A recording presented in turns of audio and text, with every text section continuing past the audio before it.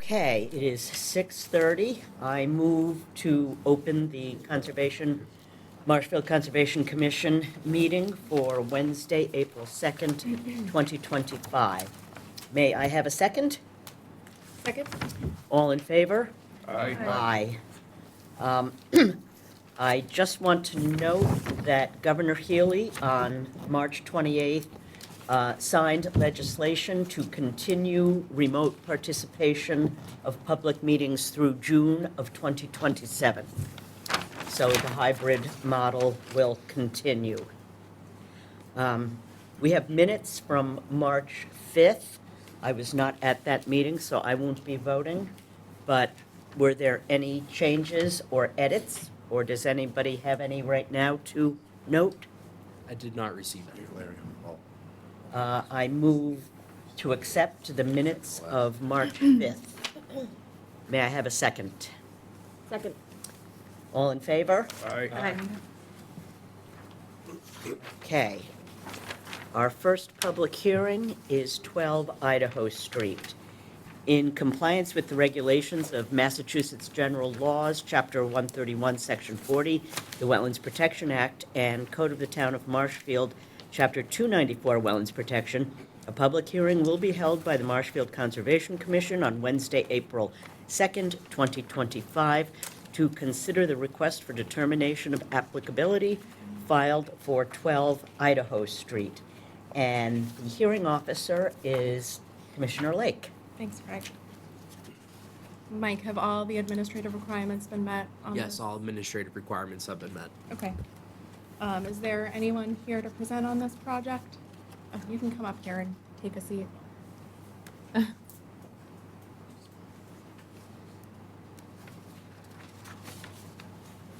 Hello. Can you just state your name and address? Oh, I'm sorry? And your address? 12 Idaho Street. Do you want to tell us a little bit of what? Yeah, I just think the request is to take the trees down. I think they're just too big for the space in the yard between the three properties. And so we just wanted to request to take them down and put, I guess, smaller ones up. It's just blocking the sunlight, the grass died, and they're just creating a lot of debris. And the trees are going into the neighbor's house, neighbor's yard, so almost close to the house. So we just wanted to, that's a few reasons why we wanted to take Okay. them down and put new ones up. And is the plan to cut them down and leave a stump? Yeah, Okay. And are you going to be doing any replacement yeah, plantings? we will. We haven't decided exactly what specifically trees would go up, but that would be the Okay. plan. Okay. Mike, did you have any comments? Yes, as Mr. Nestor has stated, these are 6 large hemlock trees growing along the fence line between his property and 10 Idaho Street. Here's a picture of them. You can see that it appears they were originally meant to be sort of like a privacy screen hedging that has since grown out of control. I would suggest replacement of, especially if it's like a shrub, maybe a 2-to-1 ratio, as these trees are rather large and do serve a purpose in this area. Is that something that you'd be amenable to? Yeah. Okay. Do any of the commissioners have any comments or questions? No. Anyone from the public have any comment? Did you have any special conditions for this? Yes, I would suggest the following special conditions on the cover letter. To ensure best management practices are followed before commencing the work, obtain all pertinent permits, and to see the conservation administrator agent for guidance on work beyond the approved work activities. Okay, I'm gonna make a motion to close the hearing and issue a determination of applicability with a +5 and a -2. Just make sure there's no public comment. I did. Oh, I'm sorry. May I have a second? Second. All in favor? Aye. All right, you're all set. Okay. Next on the agenda is 17 Oregon Road. The applicant has requested a continuation to our next meeting, which I believe is the April 16th, Mike, is that correct? Yes, let me just double check. That sounds correct. One moment. Hmm? I thought he pushed it to May. Oh, did he ask for May? I thought, I might be wrong. I thought I saw that in the email. Yeah. I'll check the email. I don't recall seeing It was from the May. date. Okay. I have a quick question before we vote on this one. How, this has been continued for quite some time now without new information. It- How long do we, How long do we let it hang? yeah. Mike, Well, what we about sort that? of go on a case-by-case basis. At some point, we will say it's time to fish or cut bait, I think. But Okay. I'm willing to let it ride. For, yeah.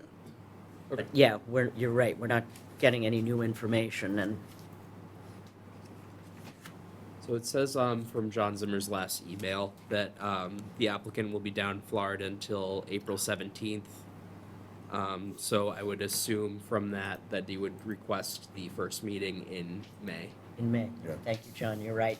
So I move to continue 17 Oregon Road to May, what is the date of that first meeting? I just put my calendar away. That's my mistake. May 7th. To May 7th. May I have a second? second. All in favor? Aye. Aye. Okay.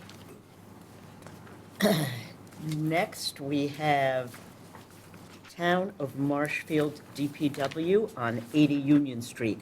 This is an already opened hearing, and the commissioner hearing is Mr. Malafronte. Looks like, do we have someone from the town? Yes, Matt Kinlan is on. Okay. Matt, do you want to discuss this project and kind of give the narrative of this?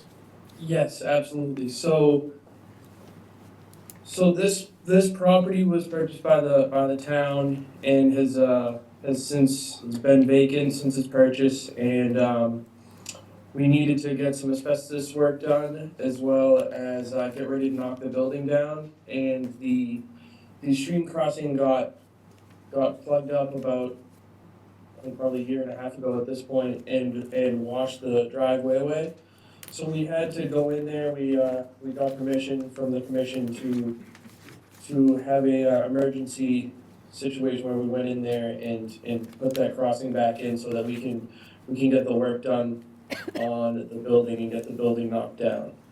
And then this notice of intent would be to request to leave a crossing in place.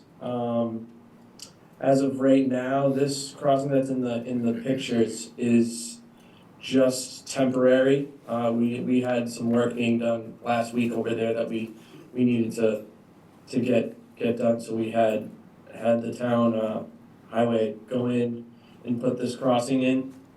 The crossing that we're proposing to put in would have two pipes and would have riprap on either slope. That would basically be the additions we'd be making after, in addition to this crossing. After we go in and get the house down, we'll have the equipment out there to get the work done if approved. Okay, thanks. And I did also, we were waiting on NEPA review. They did send me something via email stating that there would be no adverse effect to the protected habitats in the area.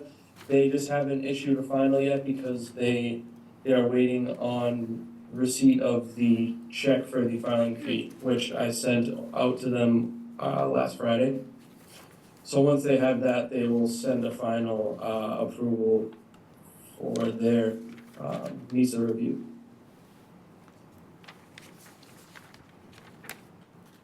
Okay, thank you.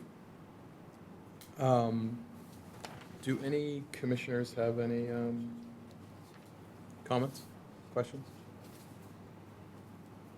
I have a question. So it's gonna be built according to the plan after, when you go back and reconstruct it?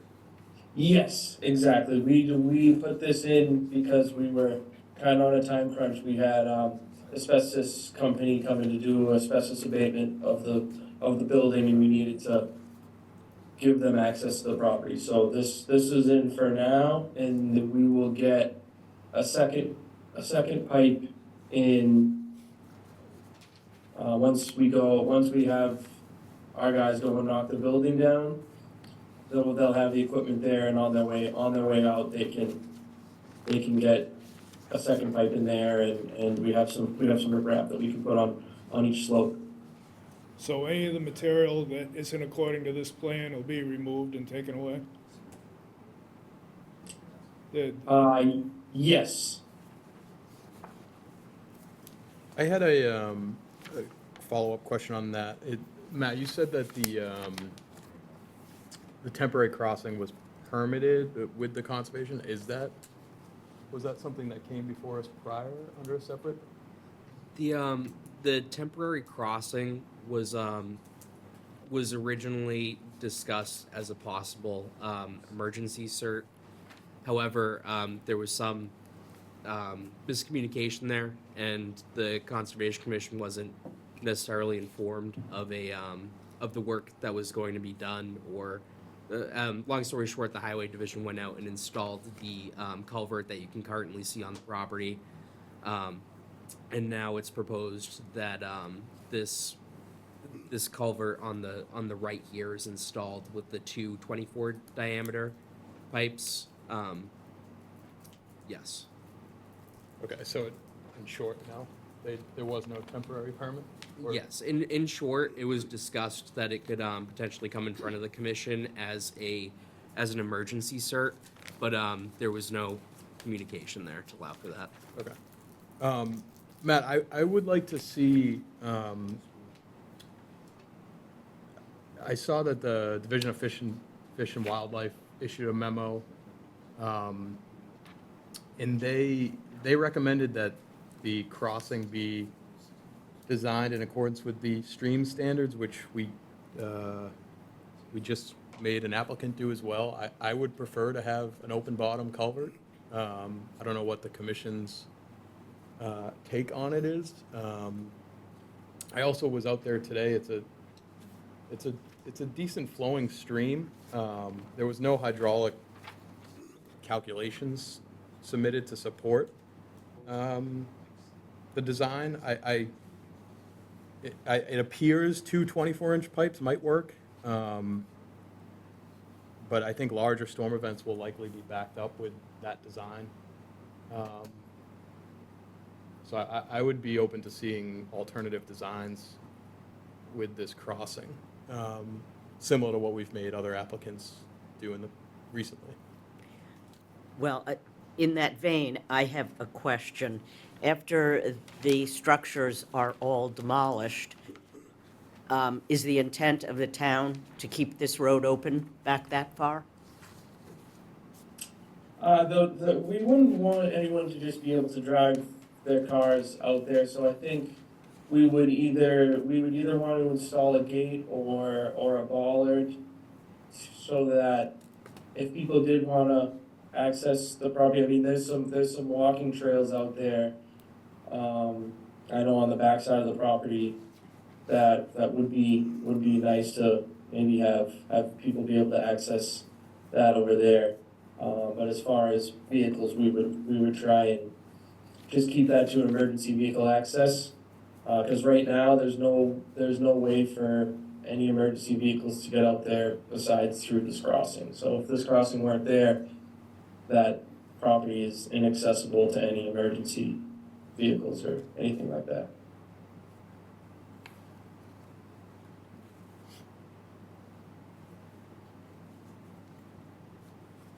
Is there any other comments? I think from my perspective, temporarily, I understand. I mean, I wish this was submitted as an emergency instead of the town just doing it without letting us know.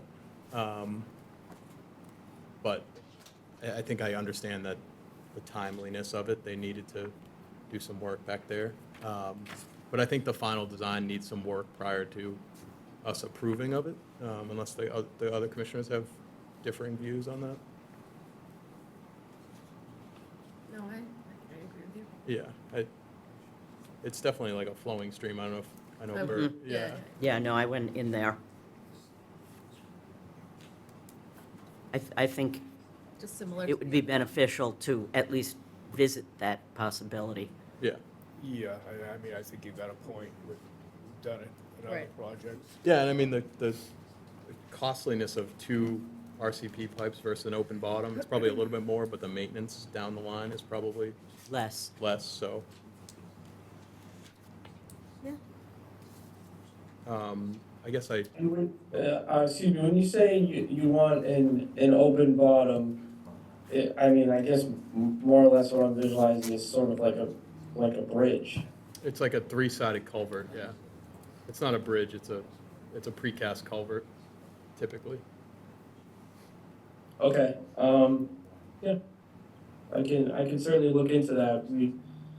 The town has stock pipe, and kind of that's why this design came about, is because we have Yeah, the material to build it. I There- don't know if you have any of that stuff, but I can certainly look into that. if Matt, that's there what are the alternatives. commission is. There are other alternatives too. I believe an oversized pipe, like a RCP pipe, maybe 36 or 48 inches, that is, I believe it's constructed basically with stream bottom inside the pipe, is something that alternatively you could look at. I don't know if the materials for the town have that readily available, but Yeah, I can certainly look in to see what we have in our yard and see okay. what we come up with. I'm gonna open this up to if there's any abutters or anyone here that would like to make a comment on this project.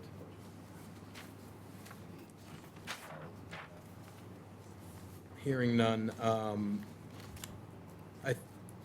Matt, what is the timeline that you're looking for potentially to look into this and maybe come back in front of us for a revised design? I guess if I was to provide maybe a hydraulic analysis, and it turns out that these two 24-inch pipes work, is that something the commission would be open to approving? Or do you think that we would have to go up or look into a open bottom no matter what? Either a 36-inch pipe or an open bottom culvert no matter what? Well, I think to the memo from the Division of Fisheries and Wildlife, they do point out that the initial installation costs for an open arch or bridge span may be more than traditional culvert approaches, but long-term costs are significantly reduced, and the road crossing survives larger precipitation events and operates with limited maintenance. So it would seem that that would be a better option over the long term, because our storm events are only getting more extreme. That's my view on it as well, but I think if we're holding other applicants to a standard, I think it's right to do it uniformly. Mm-hmm. Okay, yeah, I can look into different options, and we can regroup at the next meeting and try and come up with something. Okay. What is the next one? The 16th? Okay, so, I guess a request for continuance to April 16th. May I have a second? Second? All in favor? Aye. Aye. Thank you. Thank you. Okay. Next up is a new hearing. I will read the legal ad. In compliance with the regulations of Massachusetts General Laws, Chapter 131, Section 40, the Wetlands Protection Act and Code of the Town of Marshfield, Chapter 294, Wetlands Protection, a public hearing will be held by the Marshfield Conservation Commission on Wednesday, April 2nd, 2025, to consider the notice of intent filed by the Marshfield Yacht Club. And the hearing officer is Commissioner Miles. And I've got to recuse as a member of the club. Okay.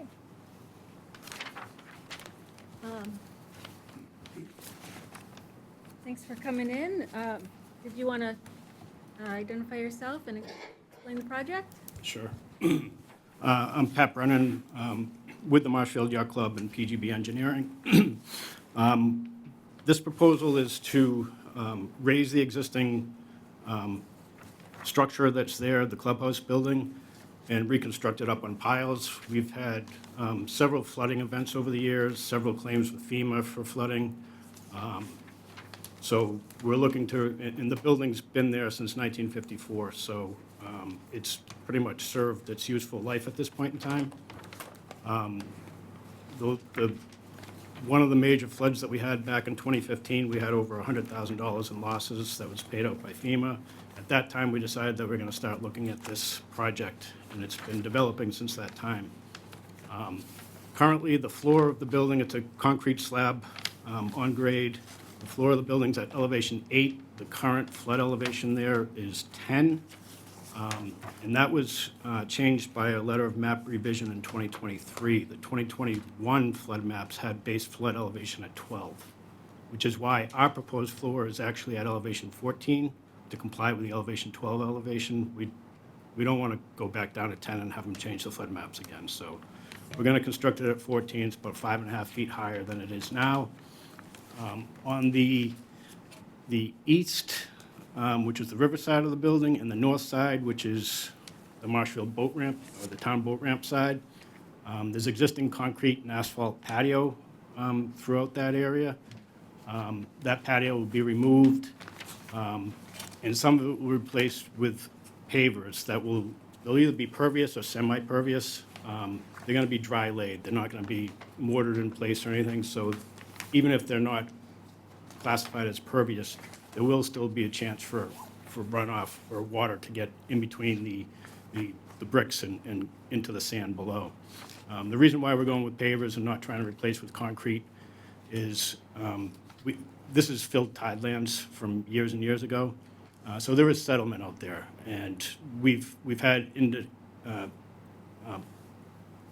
incidents where there's been voids under the concrete. With a paver, we'll be able to see the voids. There'll be settlement, we can pull it up, correct it, and put the pavers back down. There will be, the building is going to be in essentially the same footprint, same size building. However, there will be an elevated deck on the east side and the north side.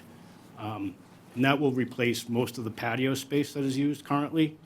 On the east side, the patio will it'll actually only be about a 6-foot wide walkway that will go from the parking area to where that pier access is, that you can kind of see in the middle of the building there. And then it'll continue around to the north side. If you could go to the proposed conditions plan, Mike, I think we can see the. 1 second. Yep. So there's the proposed building. Like I said, the building itself is in the same footprint. The decks extend out. We did go to the Zoning Board of Appeals last week. We received site plan approval and special permit for the work. There'll be a handicapped ramp on the parking lot side of the building from the existing grade up to the floor elevation that we're proposing. On the north side of the building, currently there's 2 sheds out along, it's a fenced-in area on that north side of the building. There's 2 sheds out there that are used for storage. We're getting rid of those sheds. One of them will be reconstructed up on the elevated deck. We have a walk-in cooler on that side of the building that is also going to be elevated up on the deck. So everything will be up on the deck. There will be, it's going to be a single-floor building. However, it's going to look like a 2-floor building. There's cathedral ceilings in the front and the back. with a space in the middle, a flat roof in the middle, where all the mechanical equipment's gonna go. AC units, all the HVC, emergency generator will all go up on the roof. There will be a small room on the second floor that you can walk up to and walk out onto that roof for servicing the equipment. Also, as part of the project, there is an existing, like I said, it's an existing steel bulkhead out on the river. We're not proposing to do any modifications to that bulkhead right now. What we're proposing to do is drive new sheeting on the landward side of that bulkhead. I know that there was a question about whether or not that requires Chapter 91 approval. I did reach out to the Waterways Program today. I haven't heard back, and, obviously, if we have to go through that, we will. But the intent at this point, the reason why we want to drive it now is when the building's out of the way, that's the time to get in there and drive that sheeting. So that's why we want to do it now. In the future, we realize that the existing bulkhead's going to have to go, and that's when we'll go to DEP and relicense the bulkhead in its new, whatever we come up with for the new configuration. But it's going to be on the landward side. We're actually not touching the water at all when we do this work, which is why I don't believe it requires Chapter 91 at this point in time, but I know that question was raised. A couple of other items that I know that were raised was, I did add the historic high water line on the plan, which kind of cuts through the building, and the contemporary high water line, which is out, kind of cuts across out in the water. The current high water line is actually at the bulkhead wall. I submitted the latest Chapter 91 plans, which was when we did dredging back in, I believe, 2015, 2017, that area. Our dredging footprint comes right up to that bulkhead. There is salt marsh on the property, but it's over 100 feet away from where we're proposing the work. If you see on that plan, on the right-hand side up the top, I have a table up there. There's a vertical line that goes through that. That's the edge of the salt marsh over there. It's probably about 150 feet away from any proposed disturbance that we're doing under this project.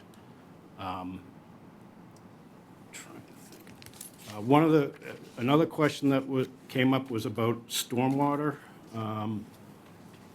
We are reducing the impervious coverage on the site, and we're not touching the parking lot. So any runoff from the building and the patio is actually considered clean runoff.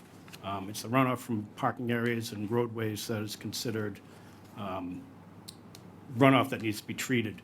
I did submit a stormwater narrative today that kind of explains where we are with the stormwater standards. I can run through that quickly if you'd like me to. I will, just quickly. Standard 1 is no new untreated discharges. We're not proposing any new discharges. And as I just mentioned, runoff from the roofs and patios is considered clean. There's no point source discharges existing or proposed. Currently, there is, pervious area between the concrete patio and the bulkhead wall, and a couple of other areas. Once the building is constructed, the entire area under the building is going to be pervious, it's going to be crushed stone. So water will be able to drain through that crushed stone and down through the soils there as well. So in terms of stormwater, we're not doing any new untreated discharges. Obviously, reducing the impervious, getting rid of the building, and having pervious area underneath, we're not increasing any peak rates of runoff, which in this instance, it's land subject to coastal storm flowage, so that really doesn't apply anyway. Groundwater recharge is standard 3. You only need to provide recharge when there's an increase in impervious area, and we're decreasing it, so no recharge is required. Standard 4 is water quality. As I mentioned, we're not doing anything with the parking lot. We're not proposing new parking, no new roadways. It's all clean runoff, so there's no contaminated runoff from the proposed work areas. And as I mentioned, anything that does run off the pavers or anything else will be infiltrated through the existing soils on site before it goes out to the river. Standard 5, this is not a land use with a higher potential pollutant load. It is a critical area. The South River is an outstanding source water. But again, we're not proposing any stormwater discharges to the river. It'll all be infiltrated before it gets into the river. And again, less impervious area. Standard 7 is redevelopment. It is technically a redevelopment project because we're not increasing impervious area. Construction, Standard 8 is construction period pollution prevention. We are proposing filter sock along the northern property line between us and the boat ramp.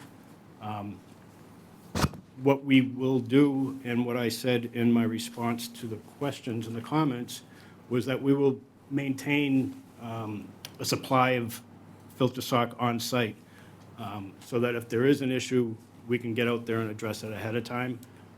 But the Ridge Road side and the parking lot side of the building, that's where all the construction access is going to be. And in those areas are still going to be paved. Anything that we do on site, removing the patios and removing the building slab and the foundation, that's the only excavation other than trenching for utilities.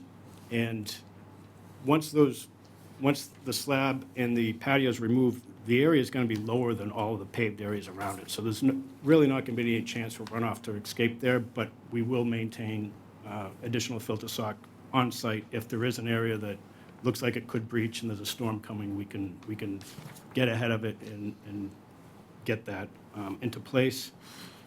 Standard 9's O&M plan for a stormwater system. Again, we don't have a formal stormwater system. It's basically just runoff into the pervious areas.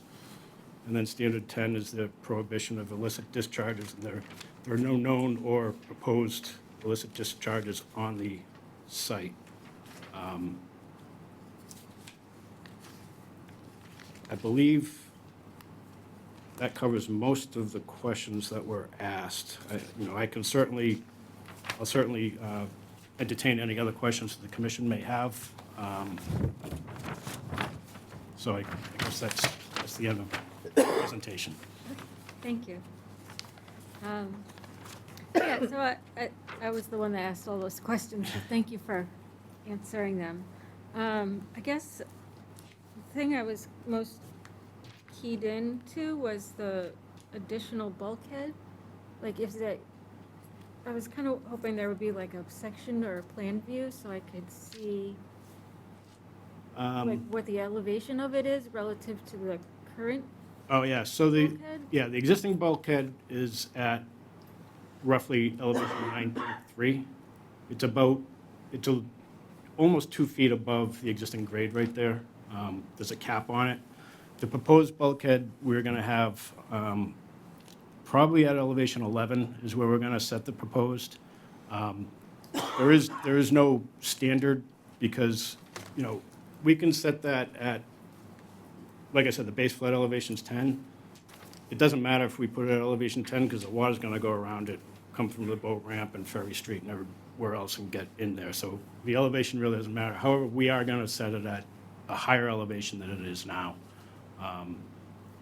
Mainly because right now there's a fence on there. We have a steel cap on the bulkhead with a chain link fence. And the fence, in that environment, the post and the fence rot away. If we put the bulkhead up high enough, we're not gonna need a fence, and the bulkhead will serve as basically a railing or a fence so that people can't fall off the bulkhead and into the water. So that's the reason for setting it at that higher elevation. Okay.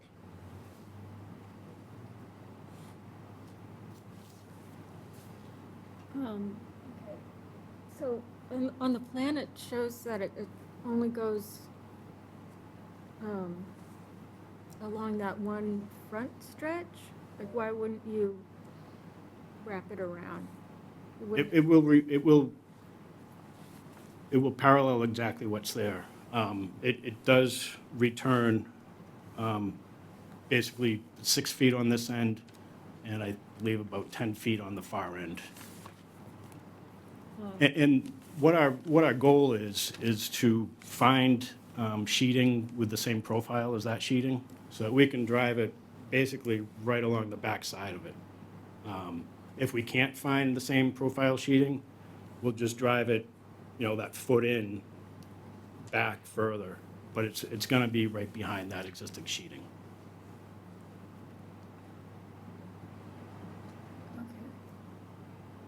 So that corner, is it, it's just not, it doesn't, you don't show it on the plan, like exactly where it's gonna go. So does it jog around that, into that It- little indentation? Yeah, yeah, I mean, yeah, with the dimension, the way that I showed it, I meant to say that it was including the corner returns, which it is. I guess I could have shown that a little clearer. Yeah, yeah, if you could add that to the plan. So, so if it's not gonna go around the corners, like on the, what is this, the town side, if it's not gonna go around the corner, It will, so everything that you see in the plan that's shown as gray up there, that gray is the steel cap. It's the painted cap that's on top of the bulkhead. So the proposed sheeting will parallel that existing gray cap the entire length of it with the return on each side. Like I said, about 6 feet on the, as you're looking at that plan, on the right side, and about 10 feet on the left side. and what was it at currently? Currently, it's at elevation 9.3. So the whole cap is at that? Yes.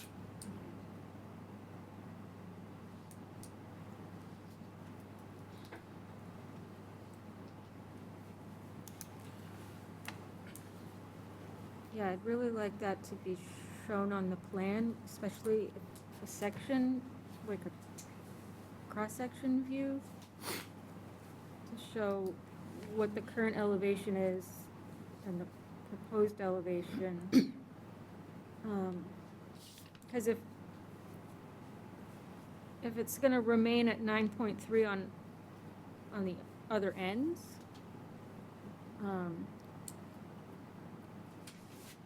you'll just have flanking coming up on the other side, like, so you No, might it- have higher elevation just along the front, but it'll still flank around the other side and, No, we're going to return it too. It'll be 11 on the returns as well.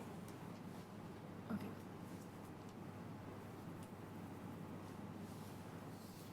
All right, The intent is all the steel sheeting that's in front of the building itself, not in front of the parking lot, because there's more steel sheeting to the south in front of the parking lot. That sheeting, we're not touching. There's no need to touch it at this time, because there's nothing in the way when we need to replace that. The building is in the way. That's the reason for replacing it. Wanting to not replace it, but put the new sheeting in behind it before we need to replace it.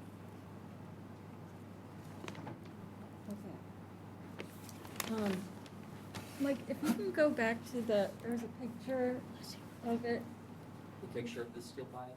yeah. That one, yeah, so I noticed there was a little pipe there, like, what is that? So when they installed the sheeting, there was some crushed stone behind it, and it was a drain pipe, so that water that got behind it could go through the crushed stone and be drained out, so that you weren't having that hydraulic pressure behind the sheeting pushing out on it. Pat, does that connect to the catch basin that's shown in that general location? That one might. That catch basin's going away, though. We're getting rid of that. Oh, that's being removed? Yeah. It serves no purpose. There's a mat over it, and it doesn't take any runoff now anyway. Okay. There's actually a big settled, I don't know if you were out there recently, but there's a big area next to it that's all settled, that all the water goes in that settled area, not in the catch basin. Okay. Goes into what area? There's an area where the material behind the sheet pile wall has settled. There's basically a little settled area there where all the water collects. Okay. So is there like a need to have drainage through the sheet pile? Like, wouldn't there be ponding behind it? Well, behind the sheet pile, it was my understanding when they constructed that sheet pile wall, the reason why that was constructed was back in sometime in the mid-'80s, the concrete wall failed and fell.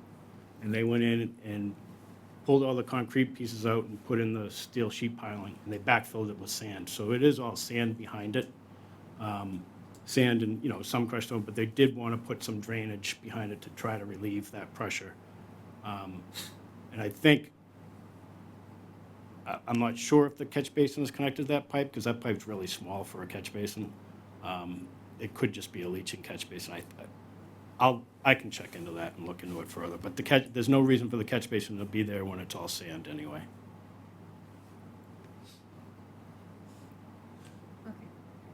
Okay. So there's a bunch of spot elevations on the existing plan, but not on the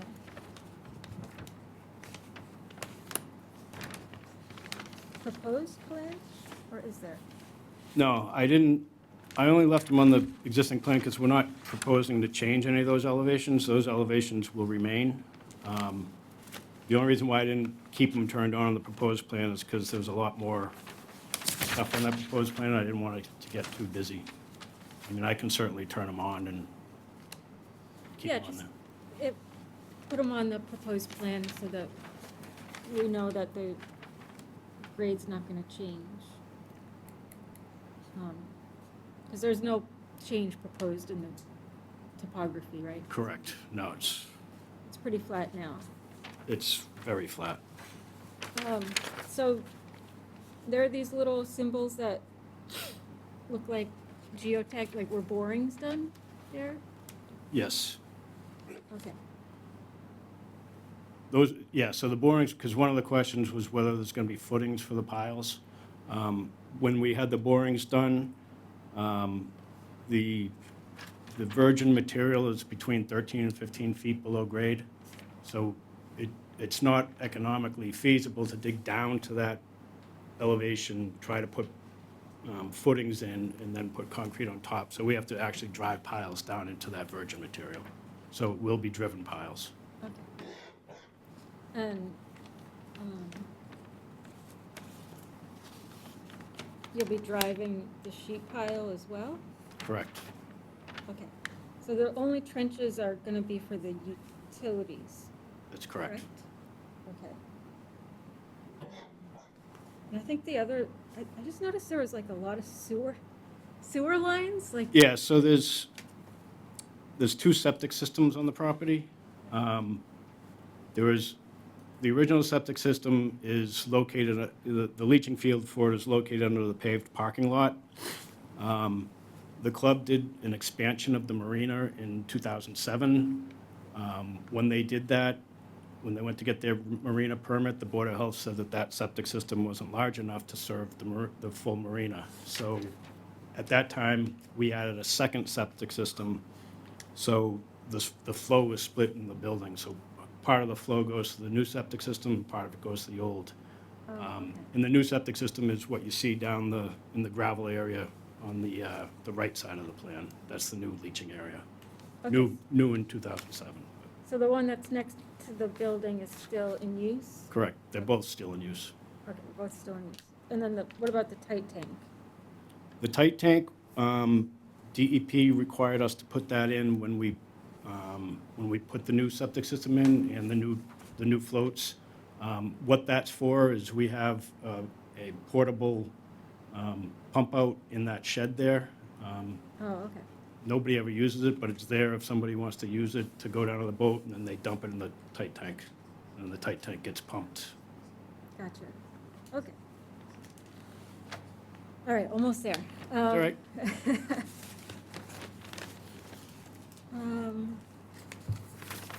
The other resource areas, it shows on on the Mass GIS, it shows a tidal flat, right, like next to this area. I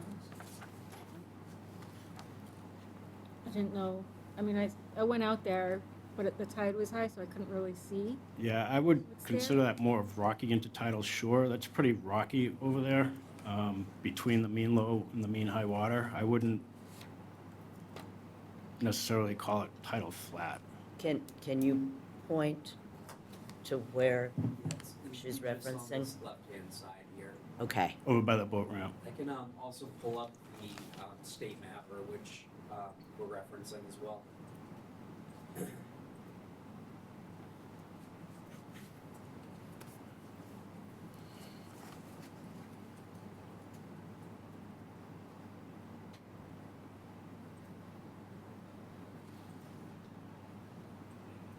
The other thing that I would note on Mass Mapper is this is all restricted shellfish. You know, if you click on the shellfish suitability, it's, Yeah, I know. it's Prohibited, but. bright red. Mm.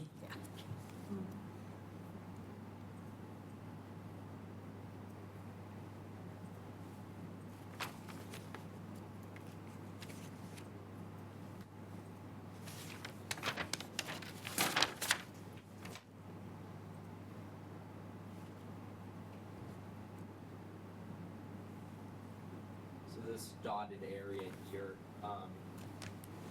would be identified on the wetland changes map as tidal flat, which the resource areas noted on these GIS programs are not 100% accurate and need to be confirmed in the field, but that's it's a rule of thumb indication. Whether that's title flat or not, does that change the application in front of us? Not particularly, it would just be noted more as a buffer zone resource area.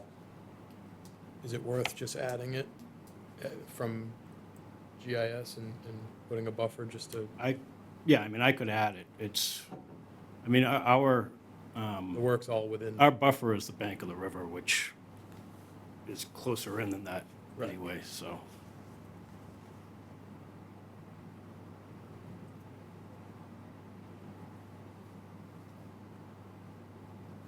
I mean, all the work is within the disturbed area anyway, it's not Correct. too impactful to the application? Yeah, like I said previously, the entire, well, the majority of the site is filled tidelands. At one point, it was marsh. It was filled, you know, well before anybody protected those things. Okay, so maybe, yeah, if we just add that on and put the buffer on, just so it's all on the plan, we know what it is. I think that's all I have for right now.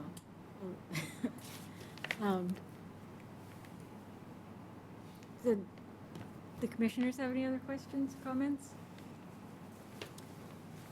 I know I believe I got an updated plan digitally this afternoon. Are the silt socks on the plan? Oh, no, not on this one. I don't see it on this one. Not on the one I have, Yeah, could we get the placement of silk socks on the plan? And there's an areas table. Can we get an impervious surfaces table? Building on that, beneath the proposed building is gonna be crushed stone? Correct. Okay. Yeah, in that areas table, that existing, the fourth item down, existing concrete / asphalt, that's the total impervious area on the site, the 18,975 versus the proposed at 15,420. So that's the parking lot and everything? Correct.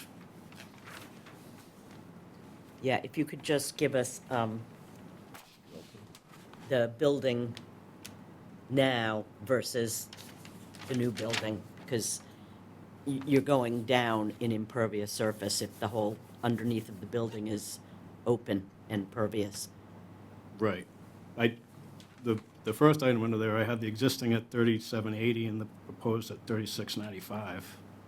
And that's just the area of the building itself. Okay, but you're going to be lifting, the building now is sitting Correct. on the ground. So we typically require people to give us what is the impervious surface currently versus what will it be when Right. it's built. And that's the 18,975 versus the 15,420. Okay, Because that's the area of the building. The difference Okay. between those is the area of the building. That's just like the under, okay, Yep. yeah. thank you. Is that, I mean, do you need any more? Yep, no, that, I just was Okay. not Yep. interpreting that properly. Okay, Am I looking at a wrong plan? it's a It's on second. the proposed plan. Sheet 2 of 3? It's one of the proposed conditions. It's up here. It's Oh, okay. very Right. fine print. Yeah. Yep. It's not called out the way we typically do it, but that's there. It's Oh, there. okay. Yeah, I do echo Corey's or questions or additional detail on the piles of cross-section would probably be helpful. On what? A Oh, cross-section of the yes. the new bulkhead, just showing, just so we have some details and maybe a brief installation practices or how that's going to be performed. Sure.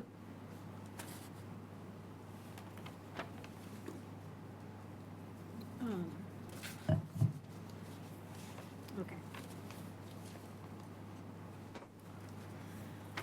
Mike, did you have any additional comments? Yes. So, as far as erosion control, the nice thing about that metal sheet pile that exists there currently is that it acts almost as like a natural erosion barrier to the river. Additionally, the structure there will be replaced on a FEMA compliant foundation, and the net pervious area of this project, of this property, will decrease. Other than that, I believe all of my comments have been covered in discussion. Okay. Anybody in the audience that wants to talk about this project? On Zoom?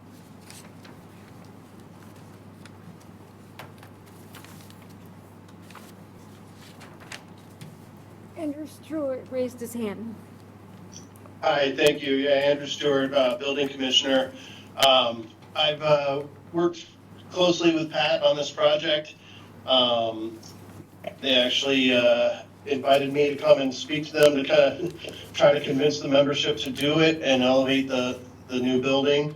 So it's definitely going to be an improvement for this lot. I'm absolutely in support of removing non-compliant structures and putting in compliant structures. The other thing that's to note on this project is they're also going to be elevating all of those accessory structures off to the side over by the town property. Those little sheds are all going to be now included on the deck. So everything's going to be elevated. And I'm also a proponent of what they're proposing with the sheet piles. It's taking advantage of the fact that they will have access to this area, and it's a preventative measure that they're taking care of now to be more resilient in the future. So that's all I got to say. Thanks. Okay. So, I don't know, because we asked for some things added to the plan, do we have to continue, or can we close this? It's up to the commission's discretion, but you could continue until the next hearing date to see the changes on the physical copy, or you could leave it up to the engineer to make the changes by a set date, typically either the coming Friday or coming Monday. Should we wait until you hear back from, what is it, Chapter 91? Chapter 91, Yeah, yeah. I mean, if we have to go to them, we have to go to them anyway, so it doesn't Doesn't really really our impact decision, this. right? yeah, it doesn't. I mean, what do we have changing on the plan? We have, you want a cross-section of the, I got a list if you want me to. you've got, I saw you writing it down, I just want to make sure we I'm have gonna- it clear. I'm gonna add the silt sock location, the tidal flats with the buffer, although I think the buffer is the same as the riverbank, but I'll confirm that. Proposed spot grades, clarify the return wall and show a cross-section of the wall. You said the silt sock? So, Yeah, okay. I'm fine with him just getting, revising. I don't think we can continue personally, but. Yeah, I'm in a similar boat. I am okay with Pat making the changes by next Monday, and Mike can confirm that. I don't think anything there is going to make a significant difference in Okay, what we decide here. all right then. I move that we close, oh, Mike, did you have any special conditions? Sorry. Yes, I would suggest the following special conditions: general conditions 1 through 18, which are standard special conditions. Prior to construction, condition 5 and 2 to have a pre-construction meeting and to ensure that the site is properly staked out and DEP sign posted. During construction, condition 11 to ensure best management practices are followed. After construction, condition 1 to file for a certificate of compliance. Erosion control, condition 1 to ensure that erosion control is in suitable condition throughout the duration of the work, and then an elevation certificate to be provided once construction is completed. Okay. All right, I'll go ahead and make a motion to close the hearing with the edits to the plans provided by next Monday, and issue the order of conditions as stated. Can I have a second? Second? All in favor? Aye.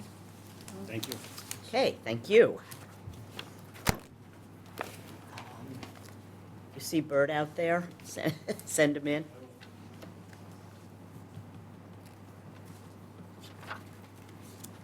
Okay.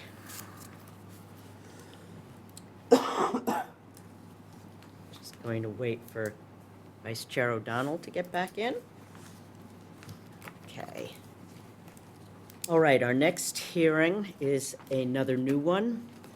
In compliance with the regulations of Massachusetts General Laws, Chapter 131, Section 40, the Wetlands Protection Act, and Code of the Town of Marshfield, Chapter 294, Wetlands Protection, a public hearing will be held by the Marshfield Conservation Commission on Wednesday, April 2nd, 2025, to consider the notice of intent filed for 26 Meadow Lane.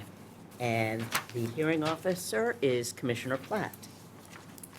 Thank you. All right, Mike, have abutters been notified and taxes and fees been met? Yes, all administrative requirements have been met. Okay. Turn it over to you. Good evening, Rick Savant with Stenbeck and Taylor.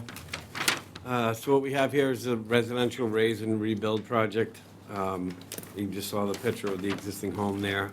The applicants are proposing to demolish the existing non-compliant home as far as flood regulations go and construct a new home elevated on driven wood piles. The structure is 40 by 28. It will be open below. They are planning on parking below it, so the building's gonna be a lot higher than the FEMA requirement requires it. But they're not proposing any hardened surfaces below there, just probably stone. They understand it's gonna be pervious, probably stone or just gravel. But so they can park underneath it, but it will remain open. There is a wraparound deck, as you can see on the plan. It's 12 feet wide and kind of wraps around the left side and the rear of the house. That deck will be supported on diamond piers. This is a modular home that they're proposing to put up on the piles. So it's been a little different than our usual, where you work through the architecturals. I know it's gonna be on piles. I have not seen a pile plan for it yet. I don't think there's been some, I think the architecturals for the modular kind of pictorially show the piles, but I don't have a count or anything like that, but I believe that's in process right now, being done. The impervious coverage, we will have a slight increase overall with the building footprint and the deck areas, but similar to what we discussed at the last hearing, we're gaining all that pervious area below the structure will be now available to the floodwaters where currently is a house, a slab. So that's generally the project. I'd like to get this old house out of here, put a new one up, elevate it off the ground, and get it safe. And I'll do my best to answer any questions you might have on this project. Thank you. I just had just clarifying questions on the plan. So the house, as it is now, kind of goes in, there's like a little cut in, and then there's that almost enclosed 3-season Yes. porch, or maybe it's 4-season, but. Yep. So the house is gonna just kind of cut that off, it's gonna be square, right? And then the decking is gonna go around the, what is it, the roadside on Bayberry, right? Yep, correct. And then around the back, Yep, correct? Okay. that is correct. All right, and then they're gonna keep that gravel driveway on the other side, or no? Are they gonna? I what are they believe, gonna yeah. do on that No, side? I think that's gonna remain. Yes, Okay, but they're gonna plan on parking underneath? I believe they're still gonna park Okay. in that area as well as under the I- structure. I didn't see any other paved areas I know on the notes, it said that the homeowner is planning on ripping up some areas of concrete, but replacing it with concrete pavers. So I was unclear on where that would be. Maybe that was a note from another project, but I didn't see, it was mostly gravel. They had the driveway, Yeah, and they had that small gravel area by the outdoor shower. So I didn't, other than the front Yeah, stoop, I'm surprised you at know. that note that you mentioned. I'm Okay, not- maybe that doesn't, maybe that was, did not apply to that. On the architectural plans, so where's the front door? Well, because it's a corner lot, it is a little different layout. They're going to be on the deck, coming up on the deck. Okay, I haven't seen if there's gonna be any access underneath with just a stairway. That was a discussion. They initially wanted to put something out on Meadow Lane, but you can't make any of the setback requirements for a landing out there. With the required amount of steps that you need to get down to grade, 'cause it's so high. oh, right. They were back and forth on that, and they decided on this layout. So it's kind of different. There isn't a real front door per se, but I think the main access would probably be from underneath the building, set of stairs, Okay, or or on the decks. So yeah, it doesn't. Like I said, it's a little different when you're working with a modular. Show it downstairs. I think that's internal. Yeah, but Oh, yeah, you're right, yep. So says that's going insulated down door. into it just, okay. I was a little unclear. So I see the stairs, when you're looking at the house from Meadow Lane, there's gonna be stairs coming off the deck on that side. Yes, And then there's stairs going down into their backyard. that is correct. And that raised area, that's the Existing leaching field, leaching yes. field, okay, yeah. Yes. Okay. Yeah, so maybe there is that stairway that goes down looks like it's there. in these photos. Yeah. Okay. All right. Mike, do you have any comments on this? Yes. The pervious paver mix-up, just in the narrative, it said that there would be pervious surfacing under the home. I interpreted that to be pervious pavers, but it will be, in fact, gravel, as Mr. Servant has Right. stated. Additionally, there is an existing shed on the property that's proposed to remain. There's an existing septic mound in the backyard. Other than that, it would take this property and put it on a FEMA compliant foundation.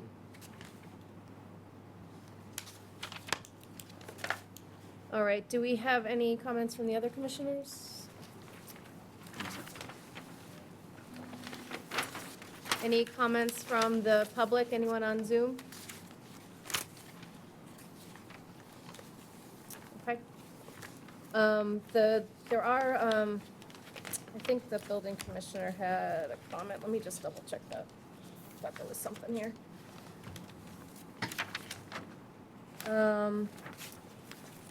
Oh, it looks like it does require a floodplain permit. Which is in process, Okay. yeah, Yeah. yes. That has since been applied for. Okay. All right.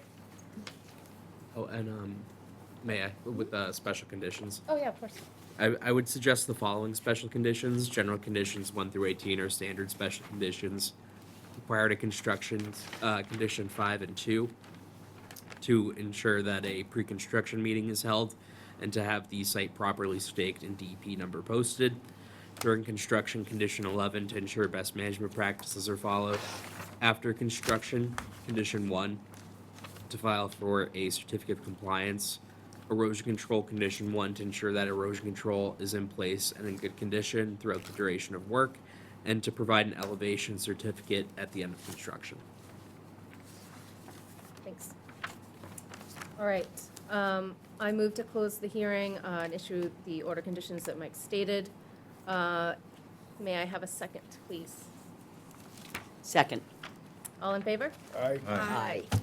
Thank you very much. Excellent, thank you. Okay. 62 Webster Street. In compliance with the regulations of Massachusetts General Laws, Chapter 131, Section 40, the Wetlands Protection Act, and Code of the Town of Marshfield, Chapter 294, Wetlands Protection, a public hearing will be held by the Marshfield Conservation Commission on Wednesday, April 2nd, 2025, to consider the notice of intent filed by Rolling Greens Realty Trust, and the hearing officer is Commissioner O'Donnell. Thank you.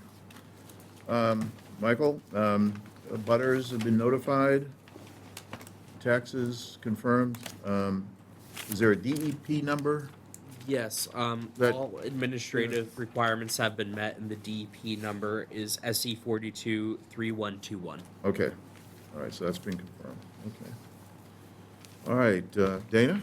No, I'm good sorry. evening. My name's Paul Lauterbach Oh, Paul, I'm sorry. with Merrill Engineers and Land Surveyors, with Larry Trophy, the builder, and John Harrington over there, Green Harbor Golf Club. I'll give you a quick overview of the project. Me and Dana, we designed the project, so it's located at 624 Webster Street at the Green Harbor Golf Club. The land is currently a golf course with a driving range, clubhouse, and a maintenance area, and associated maintenance buildings right behind the driving range. The project, there's two pieces of this project. The first one I'll present is an 80-foot by 40-foot equipment storage building, which is located in the maintenance area behind the driving range. It is inside of FEMA flood zone elevation 9. We're proposing to construct an 80 by 40 maintenance building, along with an infiltration trench to pick up runoff, the majority of the runoff from the pavement in the maintenance area. But this infiltration trench will also pick up and hold and infiltrate all the clean runoff from the roof as well. So currently existing, there is no stormwater management mitigation or infiltration or anything, so we're bettering the site by adding this, the key to the stormwater management is the infiltration trench. It has a stone diaphragm as well, which will give all the pavement a 80% TSS removal rate. There's a proposed oil water separator inside the building, which is required by the building department. We had talked to Larry about that. Inside the building would be bituminous pavement, and it'll be sloped for the oil water separator to pick up any runoff from the equipment that's in there. There will not be any water. I've been told there's not going to be any water in the building, so they're not really going to be washing any equipment. But the building department seemed to require the oil water separator in the building. The proposed building is for equipment storage only. It's going to be designed for FEMA requirements with flood vents, the smart fence in accordance with FEMA state and town requirements. That we did do the stormwater management report with soil borings, and I did the soil testing out there. We have a stormwater management report. In summary, a quick summary of it, the key to the whole thing is the infiltration trench, which is going to mitigate and pick up the runoff from the roof and almost all of the paved area, infiltrate it and hold it, in turn reducing runoff and recharging groundwater. We gave a summary of the 10 points there, the standards. Yep. You guys probably have those reports. If you need me to go through that, or you guys kind of, I mean, the whole key to it is, like I said, the infiltration trench, which is more than anything they have currently existing out there. So is the infiltration trench shown on the drawing? Mike? Yeah, it's, let's see if this little pointer here. It doesn't show on the screen, but you can see it right here. It runs along the building, side of the building here. Okay. It'll pick up all the runoff, almost all of this. So the second part is the lighting. I'll go over, that was, we added. So Trench.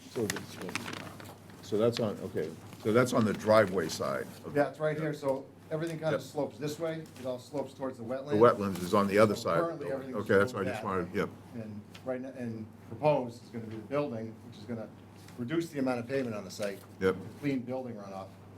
And the paved area will, majority of it, all of this here will run into this trench. Yep. And infiltrate, and there's a detail of this trench, which is gonna Yeah. treat the stormwater with this stone diaphragm that is the pre-treatment for the TSS removal. And then it hits the trench, and comes down, it infiltrates. It's nice pervious sand below. I did the soil testing, I saw the material Yeah. out there. It'll infiltrate with the sand. Groundwater is somewhat shallow, but we tested that Yeah. high groundwater season in the bottom of the trench is about around a foot below the Yep. groundwater. It's the best we can do with given the site The constraints. site itself The is, design of the yeah. stormwater management. It's kind of the best we can do with that site. So the other piece, let's see if I So before we touched go to on the other everything with the one, so- maintenance building. I'm sorry. Were you gonna go to the lighting, or were you talking still about the site? I think I touched on everything with the Okay. maintenance building. Just doing Yep. some repaving in here. There's a construction entrance that, and we have our silt sock on both sides. Mhm. This actually, I think everything, majority is gonna run that way, but, just to. Okay. In case there's a small pond over here. So to the right, where the red is, that's where Everything the slopes to the wetlands right, are. towards the Yeah. wetland side. And then, that's why I just wanted to be clear about, the infiltration system is on the other side. Okay. Correct. Yep. Because that's gonna, This is all, I that's don't know. gonna pick up the You don't pavement have, you have runoff. an overhead shot of the area, Mike? Satellite? I can definitely There's a lot bring one going up. on back there, but this is definitely an improvement of what's going on back there. Yeah, it's a And the big current, improvement. the current footprint, so the ponds that are coming down are over in this area, correct? The what? The sheds that are coming, Oh, yeah. right, so over in this area. See the garage bays? Yep, This garage is gonna stay, the one next to it in the little shed. yep, The garage bays are what is being What- raised. okay. Yep, right in there. And the rest of the area is just open. Yeah, it was Space. a lot of pavement Yep. here around the sheds. That's all coming out, and the pavement's being replaced with clean roof runoff, which is gonna be caught. The roof runoff isn't treated, that runs directly into the trench, but the stone diaphragm is gonna catch the runoff from the pavement, and treat I that. just wanted, the roof, because this is where the wetlands are over in this. Yep, area. Yeah, so correct. the roof runoff is coming in this direction and then being treated, it's not going correct. Yeah, well, the roof runoff will run directly into the trench. Yep, So the roof leaders will come into the trench here and then Yeah. infiltrate down. The pavement will come and hit this stone diaphragm, which will be Yeah. treated before it hits the trench and then infiltrate. So we're reducing the amount of water running into the wetland. Yeah, 'cause and right now, just- Pavement water running to yeah, the wetland. right now, it's untreated water just running into the wetland, so this, Right, right. so this is a step in the right direction. Okay. All right, so, The second piece is the lighting. yeah, I just want to, the lighting is kind of straightforward out front. I just Yeah, want to, this is where all the activity was. And like you said, a big part of this project, it did involve the infiltration trench, to deal with the runoff. There was a lot of attention, paid to that. So I just wanted, did any of the commissioners have any questions on this part of the project? I do. What was the reasoning, I suppose, for not performing like a full stormwater analysis? Well, we felt that this was sufficient to give an understanding of what was happening on the site with the infiltration trench. Was there any additional? Yeah, the trench definitely isn't sized for the amount of water being conveyed to it. Right, yeah, we kind of did the best case scenario, given the constraints of the site and the slopes of the grades of the land and, the, you know, the area of the, where the vehicles need to pass through based on this. This was kind of, we looked at a lot of different options, but it was the most, or the best we felt we could do, given the constraints of the other buildings, the pavement, size of the building. Yeah, no, I understand all of that. There's also in the 10 standards, there's a couple assertions that I don't find entirely true.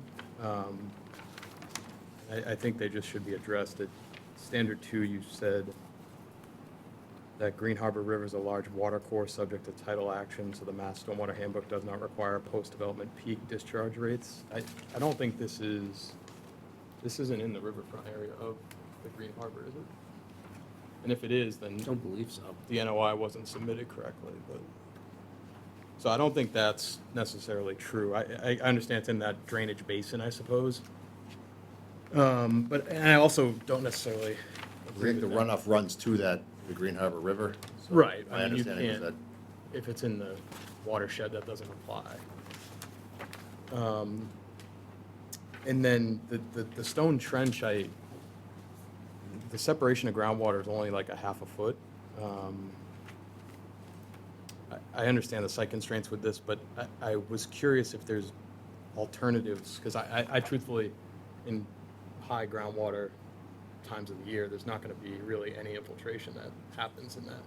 yeah, that was another, something we had to work with, was the groundwater separation to the bottom of the trench, but we were just hoping, you know, this was the best we could do with the height of the trench. I know that groundwater was noted at the high groundwater season. The soil testing was done in April, which is typically, we're at high groundwater season right now. Yeah, I think you had redox. So that's, yeah, and that was based on redox as well. Again, it's kind of the best we can do with the trench, given the constraints of the groundwater and the site. I mean, you don't really want to go any shallow. We're going on, yeah, you can see the elevation 0.5. That was, the other one actually had it a lot deeper. So we took the worst case scenario test pit. The other one had it groundwater at elevation a couple feet below the bottom. So, I mean, there was a test pit over here and a test pit over here. There was one here. So we took the worst case scenario, the one in the footprint of the trench. But if you want to see something else, if you want to see alternatives, you want to see, Yeah, I just, I mean, I don't, this is a commercial development, it's not considered a redevelopment, because it is an increase in impervious area under Standard 7, so I just have a tough time agreeing with a lot of the assertions there, because it is a commercial project, it's an increase in impervious, and some of the typical information for an NOI hasn't, well, the pavement we're reducing by but the net impervious, right, is increasing? about 1,500 square feet, but given the Right. size of the site at 148 acres, Yeah. I think. Yeah. I mean, it was the site, it's not like the full, it was just a 30,000 square foot area of the site. No, I understand. I mean, it's still a 1,500 square foot increase in impervious area, right? So in that, I guess, micro drainage area, there's kind of a significant change occurring. If you want to see alternatives on the. Yeah, I I truthfully this is would. kinda the best we can do. We can go back and circle the wagons and try and come up with another drainage. Yeah, alternative. I mean, I just, yeah, I think that's probably something you should look into. I don't think this complies with the stormwater handbook, to be honest. So as a designer, I wouldn't feel comfortable really with something like this. I don't.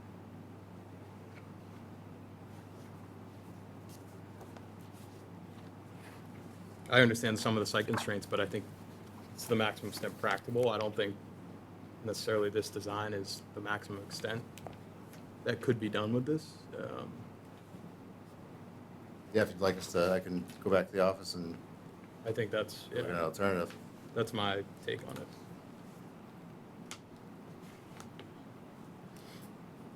I mean, we did look at a couple other options, but this was seemed like the best feasible drainage scenario on picking up all the runoff for the pavement there, that we were just basically replacing the pavement.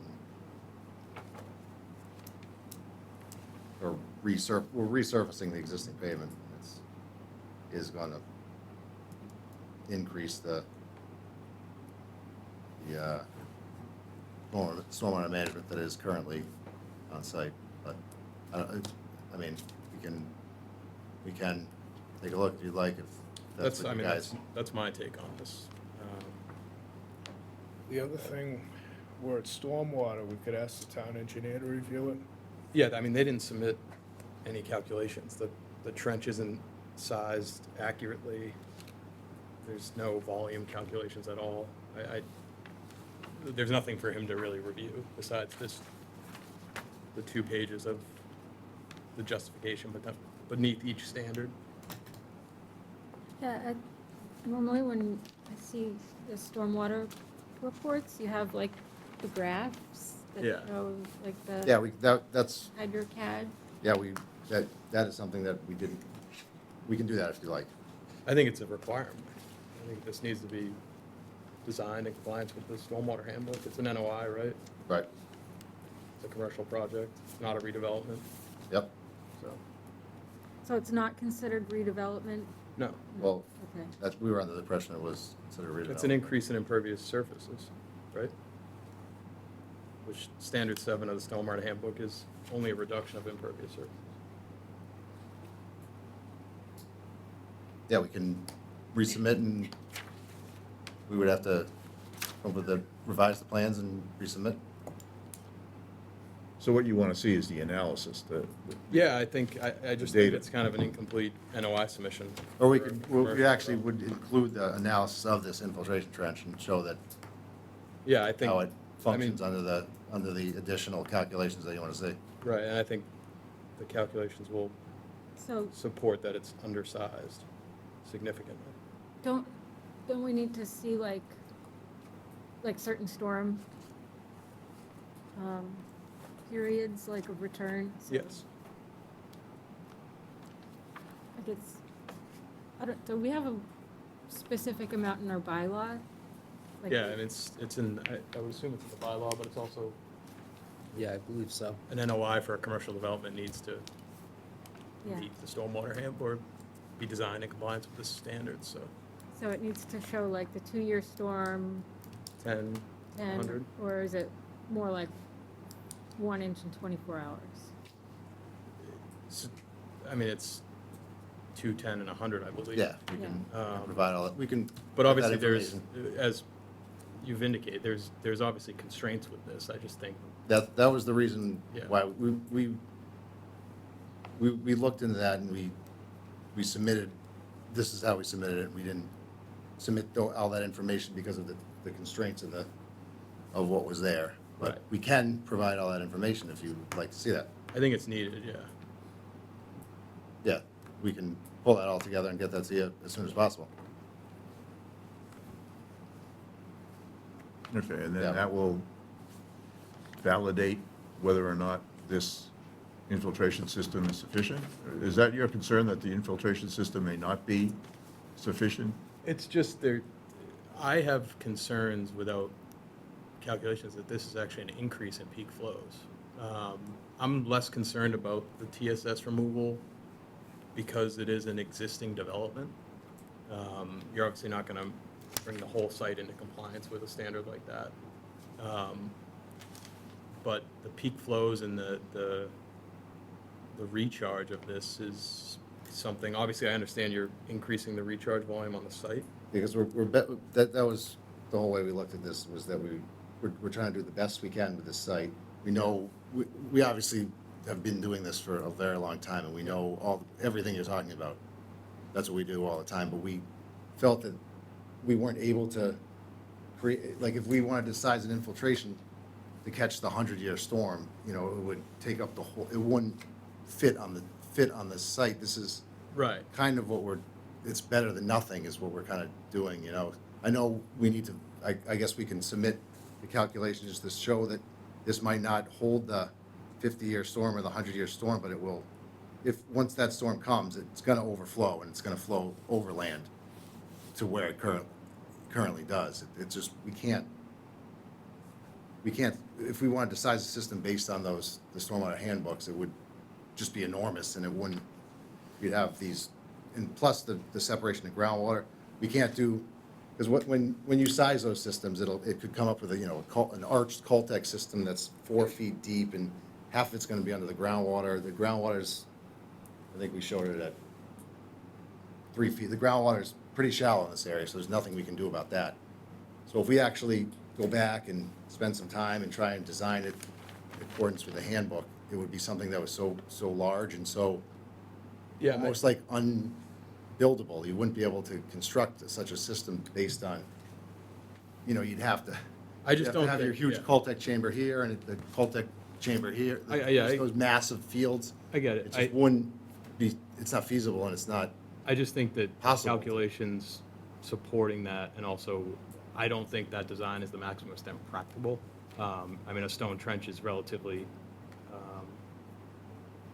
it's not very costly. It's for the scope of the design. I think there could be some alternatives that could be. I mean, we did look into other alternatives, because you have your garage here, you have the pavement here, there's just the way the land is designed, and there's, we can't tear up their entire, greens to put some massive underground, and plus the groundwater is really, I mean, we would have to do more soil borings or soil test hole, not borings, they're test holes.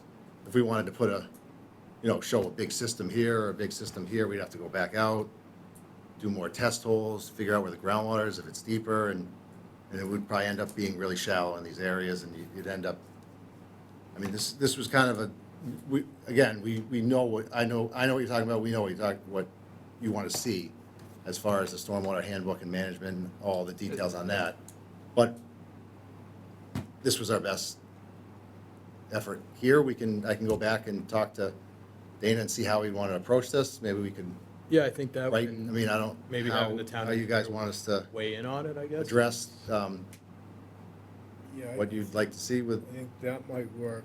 I could just show you, analyze this trench itself, and, show that it's better than what's out there now.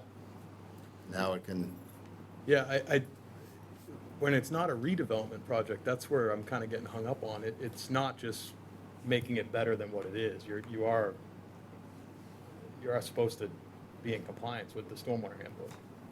Like standard 7 isn't applicable for this project. yeah, let's see, the standard 7.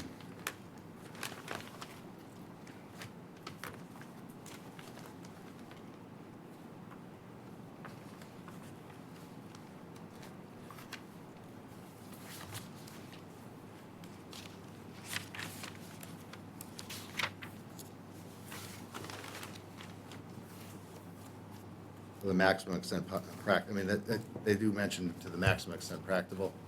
Yeah, that's where I That's why, we tried to touch on all the pieces of the stormwater report that we could, other than going through it, because the analysis of this would show that after, I don't know, the 10-year storm or whatever you get through, this thing is overflowing. It doesn't hold, it won't, Right, hold- which it won't increases hold, like you peak say, flows. it won't hold these big storm events. Right. But it'll hold something, and when those big storm events happen, it will overflow, and it will run down to kind of the same place it's running to. yeah, I think We can show an calculations analysis of showing- that. Yeah, You want to see, like, at what point it overflows and how. Do you want us to try and redesign this entire drainage system, or do you want us to just show how this infiltration trench, what it can handle and what it can hold as think far as you- storm events? I think you need to go back and evaluate this from a stormwater standpoint and run the analysis and kind of evaluate. Maybe I'm wrong. Maybe that trench attenuates and We infiltrates. did. You know what I mean? I don't, that's Yeah, what I'm it asking. I don't wasn't- have the numbers in front of me or anything Because like it's that. kind of the largest we could put in there, so even if we did, like, it'll show you what it can do, but that's the best it can do. It's almost. Right. If that's what I you're could showing. provide a hydrocat analysis of that trench and submit that and see what it can hold and I think how that's a much start. of the runoff it can hold, and then, Yeah, I think that's a Why start. don't we start there? Yeah. And then have the town engineer look at what we have at that point. I think that's a start. Where is such a large open area, relatively flat, you're not gonna get actual runoff, so to speak, are you? It's gonna be Well, I think, ponding, flooding, and then it's gonna infiltrate into all the open space on the golf course, right? I mean, yes, but, I mean, what this is creating is, what's gonna happen in higher storm events is that trench is gonna be inundated. So those gutter systems that are shown on page 2 it's an overflow, so they're creating point discharges, basically, that don't exist today, right? So right now, it kind of sheet flows uniformly across pavement and then into grass and then into the wetlands, supposedly. But I just, this is a commercial project. I don't think it's designed in compliance with the regulations that we are supposed to kind of adhere to. I mean, you can certainly submit the analysis, we can let the town engineer Yeah. evaluate it. I personally think the peak flows and are gonna be increased significantly with this, based on what I've seen, so I think it's gonna be, what you're gonna submit, you're probably gonna have to redesign and reevaluate it a little I bit. mean, as far as the roof runoff, the roof leaders have these overflows, so when they back up, they can come out and then they Correct, just yeah. flow over land when the system is overloaded, or the Right. trench is overloaded.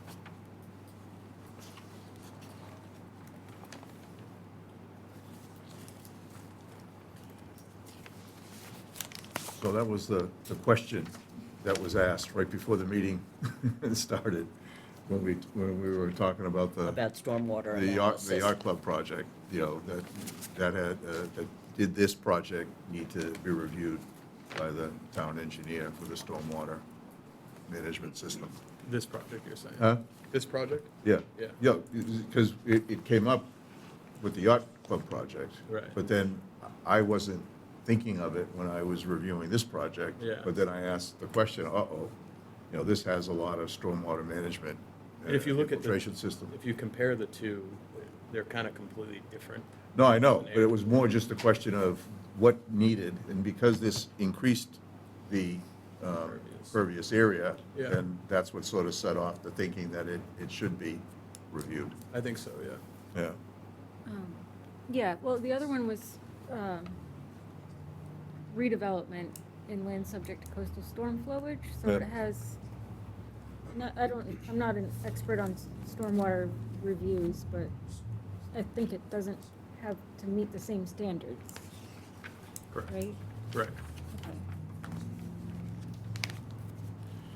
Okay, so where does that lead us? Well, Ross? do you want to go on and do the light portion, so that we have that, so we have it all in front of us? And Yep. then know, So the lighting portion of the notice of intent was for 4 solar lights going in at the front entrance. Yep. This is to help in safety, to light up the parking lot, because it's pretty, currently as it exists, it's pretty dark for the employees and the customers.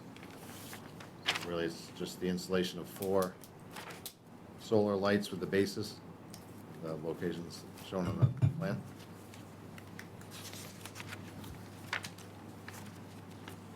And they were right adjacent to the driveway, to the left of the driveway. So I didn't have any questions. Is any questions about the lighting? I think the lighting, I thought, was gonna be the Pretty easiest part of the whole. straightforward, yeah. Huh? Yeah, is there any questions or comments concerning No. about the lighting? no. I don't think so, no. That's why I didn't want to leave the shed before the new facility.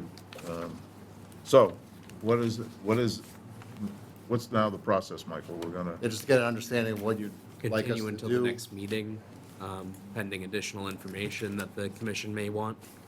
Would it just be analyzing the trench? Getting the calculations on the, Typically, the disturbed area, you'd have to analyze from like a drainage area standpoint. yeah. Any grading that you're regrading, or any topography you're regrading, should be considered, I would think, in your evaluation.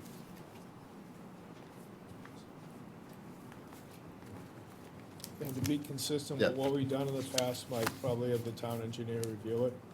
Absolutely. Once we receive the calculations and any stormwater review from the engineer, then we can forward it to the town engineer for his review.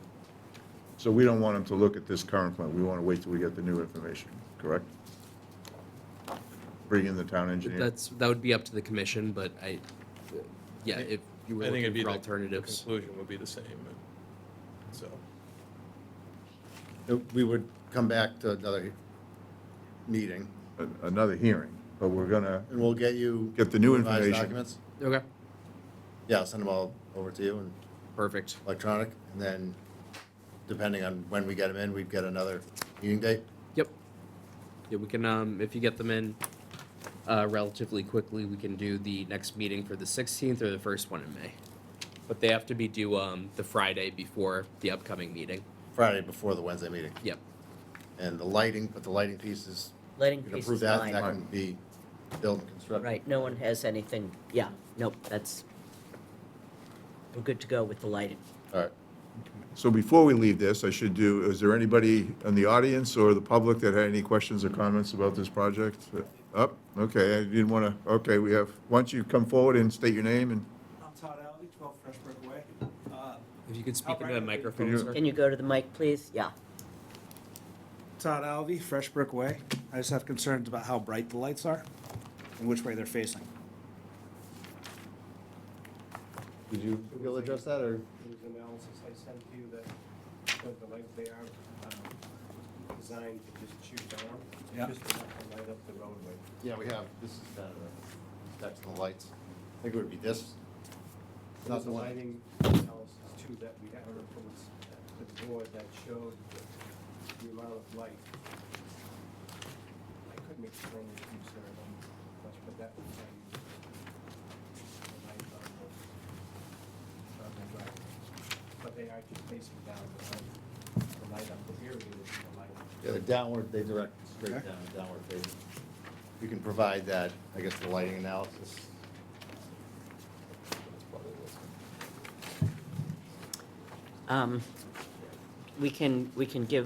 We can give you a copy of what we have on the lighting.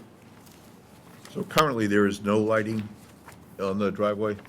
What's the situation with lighting? There's no lighting. No light at all, yep, okay. Ah, There's a light at the exterior, I'm sorry, the entrance that lights up the signs, that's been always been because other than that, Oh. the lights are down in the parking lot, Yep, nothing on the roadway, okay. it's dark at night. All right, another question or another comment? I'm John Harrington. I'm owner of Green Harbor Golf Course, and I just wanted to articulate kind of our vision for this. So as a 50-year-old business, we're trying to move into the future. We understand all the challenges. I've had the great benefit of working with Andrew on this numerous conversations about what we can do and what we can't do. And I'd like the spirit of this conversation to be, we're trying to improve an existing situation. The gentleman was able to share that you've been on the property, you see the existing sheds. It's not ideal.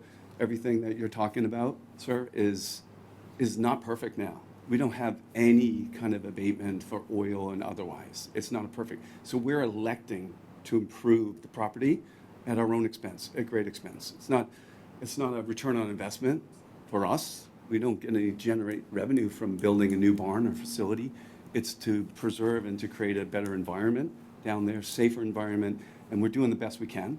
So I understand the challenges, and I appreciate you thinking that in our shoes, what we're trying to do to better the property and to conform with all the requirements that you have in conservation. So I think we've been good neighbors. We're doing everything we can, every step of the way to do so.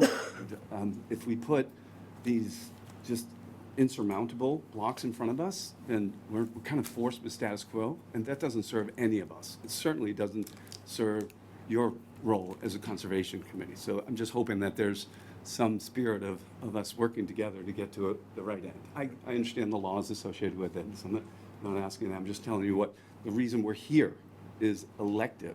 We're here trying to do the right thing. Yeah, and I hope what I was speaking, we're not, I don't think we're looking for a system that makes this project like insurmountable.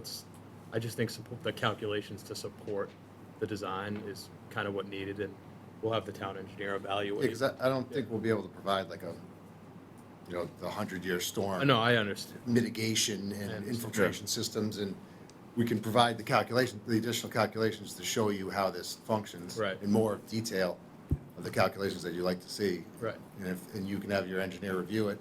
Yep. And if he wants to see something additional, we'll keep providing as much information as you'd And like to see. if it's not possible to get the stormwater up to capacity, then you could apply for a variance. But I believe that some more information and calculations or of alternatives analysis would be the proper next step before going into the variance route. Sure, sure. So, Andrew has his hand up. Andrew? Yeah, thank you, Andrew Stewart, Building Commissioner.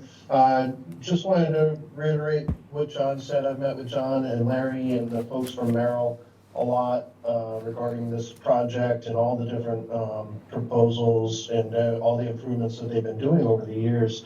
I will confirm that they have gotten all zoning approvals for this project, and I have spoken to them about the lighting. It's going to meet all the zoning standards for being downcast and the correct amount of foot candles that are required. It's not designed to spill out towards the street or to any other property, and that's already been approved by zoning. And the new structure that they're proposing is considered an agricultural or accessory structure. It is allowed to be wet flood-proofed under the flood design codes. And so that's what they're proposing to do, is to have a flood vents in there. So it will be compliant. Thanks. Okay, thank you. We can provide the foot candle document too that shows you the spill. We can send it over to Mike. Yes. Yeah, they have I don't have it with me, the paper copy, but there is a diagram that shows how the light disperses from the lights and how. I think We just- you gave him yours, didn't you? I don't think it's in. No, you No, have it's just not the in that. specs I of the didn't lights, see it, but there's You actual. can have, there's actual, Yeah, that's not. Like a no, photo. there's a plan that. No, he's looking for a It's photo. basically the lighting plan, and then it shows how the light is dispersed around the fixture, so it can. Isn't that in here? No, you guys can keep it if you'd like. Yeah, keep that. Yeah. Or do you want the plot plan? This? The height, it tells right here. Total height is 20 feet off the ground. 20 feet off the ground. There's solar lights, so they're We're not, just concerned with the height, it's gonna go over the trees, sometimes the No, it's lighting not is going better, over the trees. but, the lighting is we better. could present a plan that shows how the driveway will be lit. That is a better way to show you how the light spills out, and it doesn't spill out past the driveway. So, it sounds like that makes sense to me, but if it's higher than the trees, the trees are. No, it's not high. Yeah, there was a- It's above those trees, Yeah. that's good, all right, It's, thank you. it's up high because you have a solar panel, and then just below that is the light that changes. Okay, all right, thank you. But we could get you, I'll get to the town a copy of the analysis before you. Yeah, it's got the 20-foot dimension checked, I think, the 20 feet, yeah. Thank you.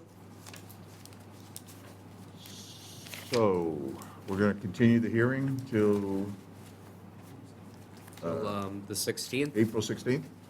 All right. Any other? Yeah, we will shoot together everything. They need to review it too, right, before, if we submit everything Friday before the hearing? Yeah, the Next Friday day. before the 16th. I can get you an exact date. So it would be due the 11th, April 11th. Okay, and then we're gonna share that with the town engineer? Yes. Okay, and that'll be enough time to?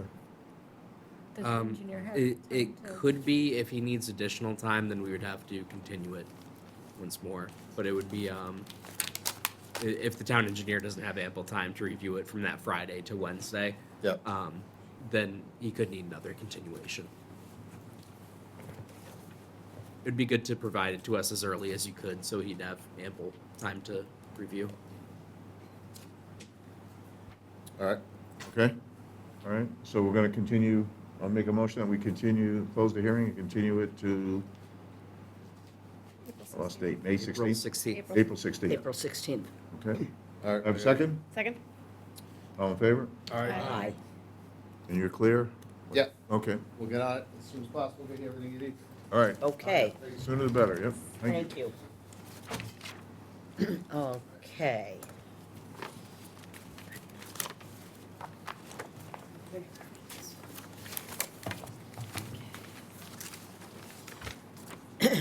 '91 Old Colony Lane. In compliance with the regulations of Massachusetts General Laws, Chapter 131, Section 40, the Wetlands Protection, Act, and Code of the Town of Marshfield, Chapter 294, Wetlands Protection, a public hearing will be held by the Marshfield Conservation Commission on Wednesday, April 2nd, 2025, to consider the notice of intent filed by Equitable Development for 91 Old Colony Lane. And the hearing officer is Commissioner Malafronte. Mike, can you confirm all administrative requirements? Yes, all administrative requirements have been met, and the DEP number was issued this afternoon. It is SE 423131. Okay. Good. You guys want to introduce Hi. yourselves? Josh Green and Todd McDonald from Crocker Design Group, representing the applicant Equitable Development LLC for 91 Old Colony Lane. The proposed project is currently at a single-family house. It is surrounded by the airport property. The single-family house has a gravel driveway off to the south with some landscape features kind of surrounding the house and driveway. The northern portion of the property is mostly wooded, with a FEMA zone kind of cutting roughly about half on a diagonal line looking at the plan. It is elevation 9 that is based off of, or I should say is associated with the Green Harbor River. So it would be land subject to coastal storm flowage. Moving on to the proposed project, the applicant is looking to construct a 4,800 square foot hangar building with a 40 by 40 helipad off to the north of that building. It will be connected by a pavement, a paved driveway between the two. And then on the south side of the building, there will be associated parking. The entrance will still come off of Old Colony Lane in a similar location to the existing driveway for the house. There is proposed fencing going along the perimeter of the proposed project. That's just for security reasons related to the use. Stormwater-wise, there is kind of two components to the system, or the systems, I should say. There is the roof and helipad area. Those are conveyed by a trench drain that go to two subsurface systems off to the east and west of the proposed building. And then there's a third system underneath the proposed parking that is conveyed by a catch basin that, again, subsurface infiltration, mitigates the peak discharge rates for the project as well as provides recharge on property. Erosion controls will be installed in the downgrading portions of the site, and utilities will be connecting in a similar fashion to existing conditions coming off of Old Colony Lane. Lastly, I just want to talk about, I guess, the reason for the elevations associated with the building and the helipad. Obviously, reviewing the site, there's a decent amount of fill there. We are going to the zoning board, both for site plan review and a special permit related to the fill. But what's driving it is really the elevation of the building. So we have to be, especially with the new code coming out in the summer, 2 feet above that flood zone. So flood zone of 9, we're proposing at 11. FAA requires a very gradual slope going from the hangar down to the helipad. Because of that, the helipad itself also needs to be raised up. So essentially, those two are fixed points on the site, and we're just trying to grade out from that point on site. That would open up to questions for the commission.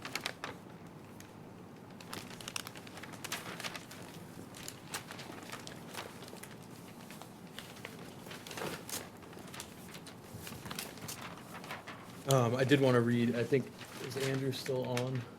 Andrew, I don't know if you wanted to, I know you issued a couple comments for this. I can read them if you'd like, or you can state them. You can go ahead. Okay. We received comments from the building commissioner and floodplain administrator this afternoon, I believe. He stated the project's located in the airport zoning district, AE 10. The project does have an active floodplain permit. And then, in order to accomplish the helipad hangar, they'll have to bring over 1,600 cubic yards of fill to elevate the grade by approximately 5 feet in some areas. As you indicated, any fill over 500 cubic yards requires a special permit and site plan review with the ZBA. Has the application been submitted? It has. Andrew also indicated that the zoning permit under state law and wetland regulations does need to be issued prior to the conservation issuing an order of conditions. And then the new structure is proposed to be elevated on fill. However, the new building code requires that the structure be elevated on an additional foot above what is proposed. If not elevated higher, the structure would need to be dry flood-proof, so the structure is not compliant with mass flood-resistant design and construction standards.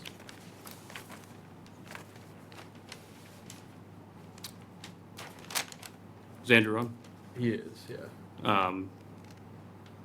We have the flood elevation at 9, so I do agree that it does need to be 2 feet above. So I think, Andrew, I can confirm that, but. Yeah, you're correct. It is an AE9. That was an error I So it wrote has- in the notes. Okay, sorry about that. Thank you.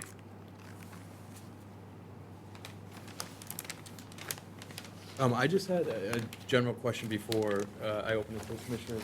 And Mike, I hope you can provide some guidance, or Andrew might be able to as well. Is this being in an AE zone, is this amount of fill basically permittable? It's something that the commission has been very cautious with in the past, such as 1187 Ferry Street. I believe that was also in an AE flood zone, and a flow path analysis was required. Sam, can I speak to that? Yeah, sure. So the flood zone itself projects off Green Harbor, which is tidal waters. So because of that, it's land subject to coastal storm flowage. So I agree, AE zone, if it wasn't related to tidal waters, would require the compensatory storage. So is it, that's kind of what you're getting at there?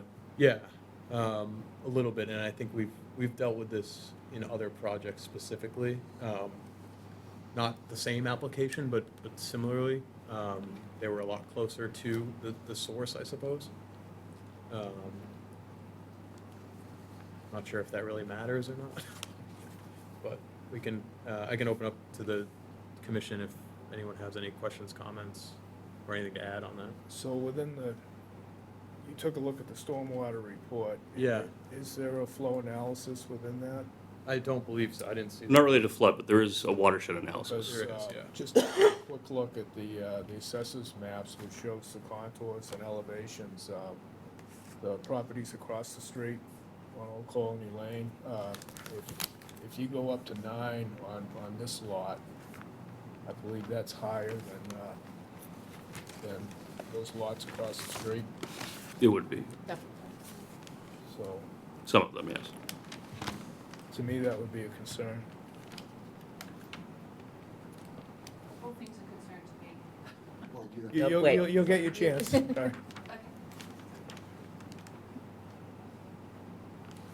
We will open it up to the public once the commission has.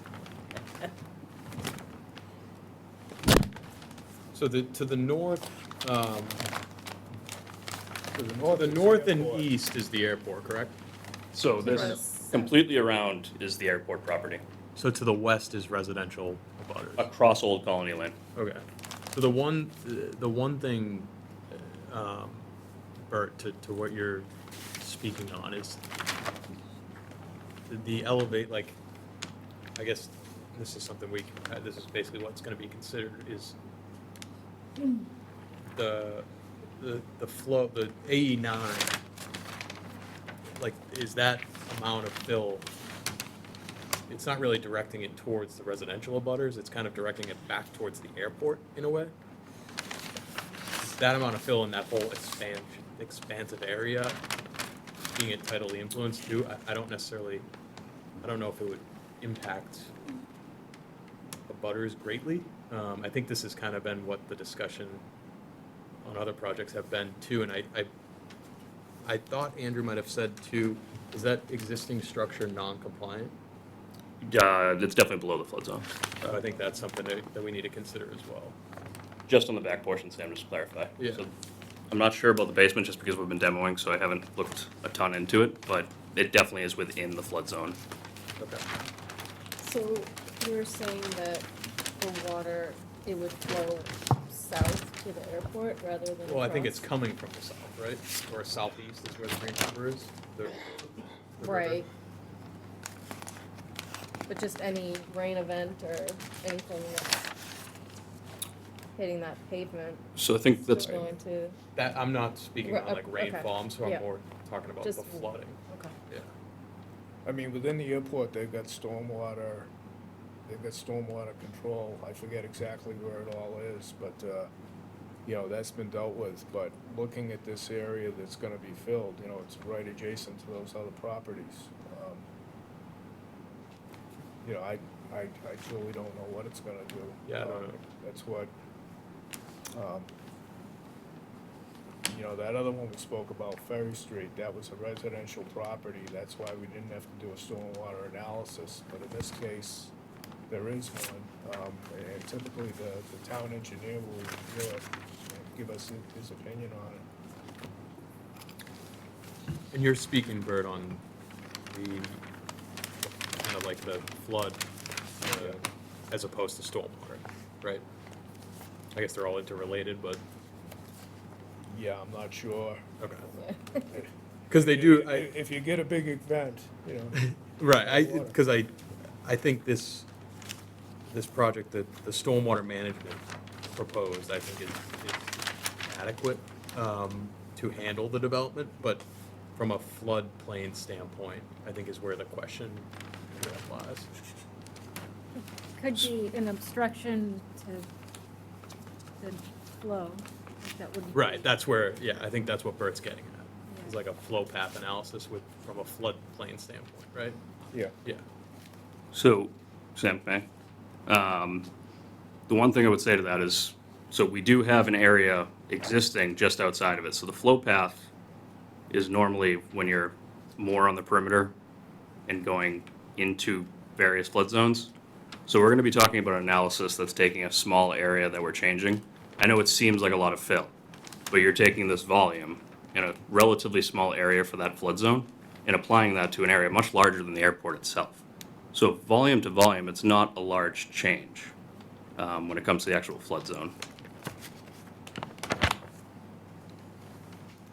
Because I know we're looking at just this part here. When we're going to go into a study related to a flood zone, you're going to be opening up that whole entire area. And you're going to be talking about a very, very, very small change.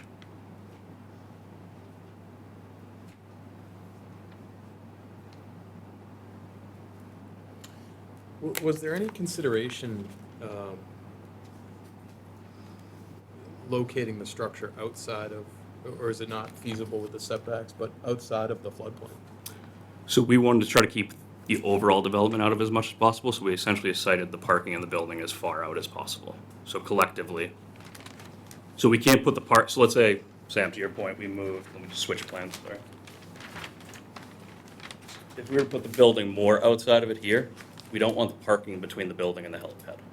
So to your point, we're trying to keep it in this corner as close outside the property or outside the flood zone as possible. And that's kind of pinning us to this corner with both the parking area and the building. And there'd be no feasible way to have the parking be on the other side of the helipad? We would want the hangar itself between the two. Just so that you're not parking, having people walking next to a helipad. That kind of creates the buffer. Yeah, I think that's going to be,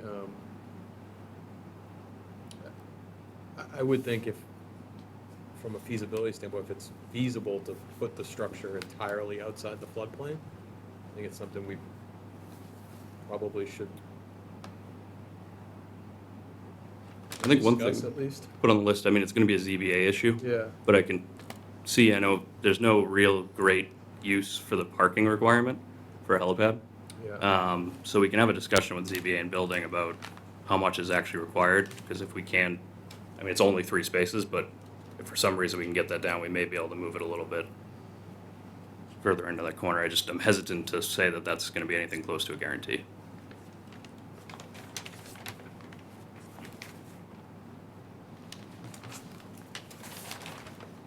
Looks like Andrew has his hand up. Andrew, I think you're muted. Yep. Thanks. Yeah, I would just say that as far as siting the building any closer, obviously they'd have to meet the required setbacks for the zoning board of appeals. With the amount of fill that they're adding, they're gonna be bringing it up to elevation 10.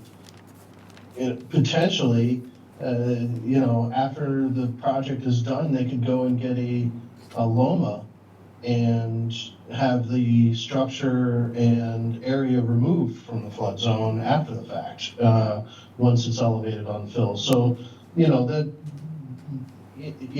you've got to consider is the act of fill impacting the wetland resource area, is really the situation, because once it's filled, they can remove it from the flood zone. And it is land subject to coastal storm flowage, so, I agree with the applicant. When you're filling a flood zone like this, in an AE zone, at the end of the AE zone, there really is no flood flow path analysis that can be done. And when you're filling or putting obstructions in land subject to coastal storm flowage, as he said, the volume that you are gauging your impact on is basically the ocean. And so is this amount of fill going to increase the rise in the ocean for the entire planet, basically, is what it comes down to. So, that's the kind of thing that you got to realize when it's land coastal storm flowage. Now, understanding this is a little bit more of a, because of the dike, it's a little bit more controlled area. But again, it's all the way at the far end of it. So I think those are really the things that you've got to consider, is more the fill than actually flow path analysis or the impact on the storage capacity of the wetland resource. Thank you.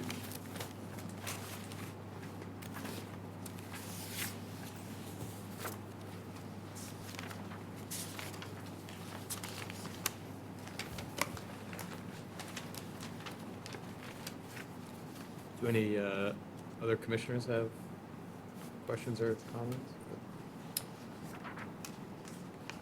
I'm just trying to think of the order we ought to go in this. Again, I'd like, all this sort of makes sense, but I'd like to see the town engineer review it. And then Andrew's comments about it need to go through ZBA. Yep. To make sure they can actually proceed with this before we sign off on it. I think that makes sense too. I agree. Obviously, this train has left the station, but this is a 17th century structure that is arguably one of the oldest buildings in Marshfield, if not the most historic. The Historic Commission did not, We've gone through historic, and I believe the year of demo delay is over. I can confirm that for the commission, but they did apply to them. That's correct.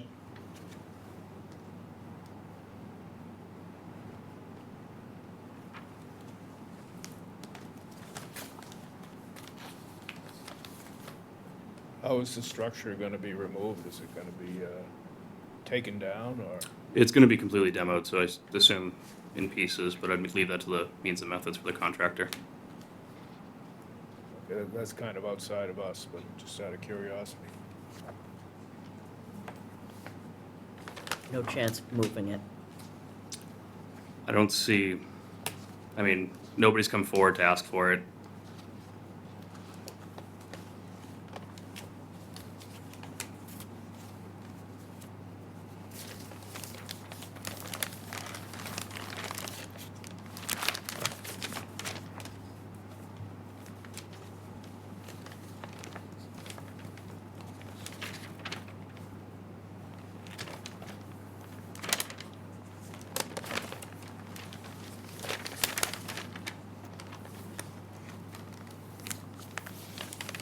And the entire lot, you plan on clear cutting?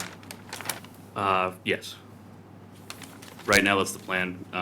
More than likely, FAA will force us into having that anyway, just due to the proximity to the helipad. We will, if it comes to it, we will need a report demonstrating how that does not impact the protection of wetland values, flood control, erosion control, wildland habitat.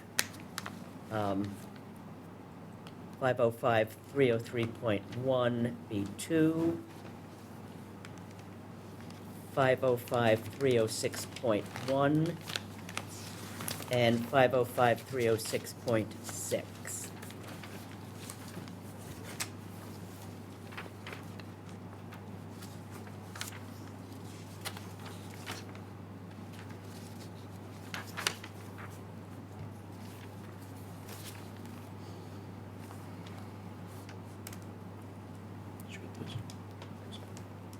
Can you repeat those just one more time? I apologize. Sure. No, not at all. 505-303.1 B2, 505-306.1, and 505-306.6. Thank you. And the necessity for that is found in 505-204.1. Need a clear showing of how that impacts wetland values. Thank you.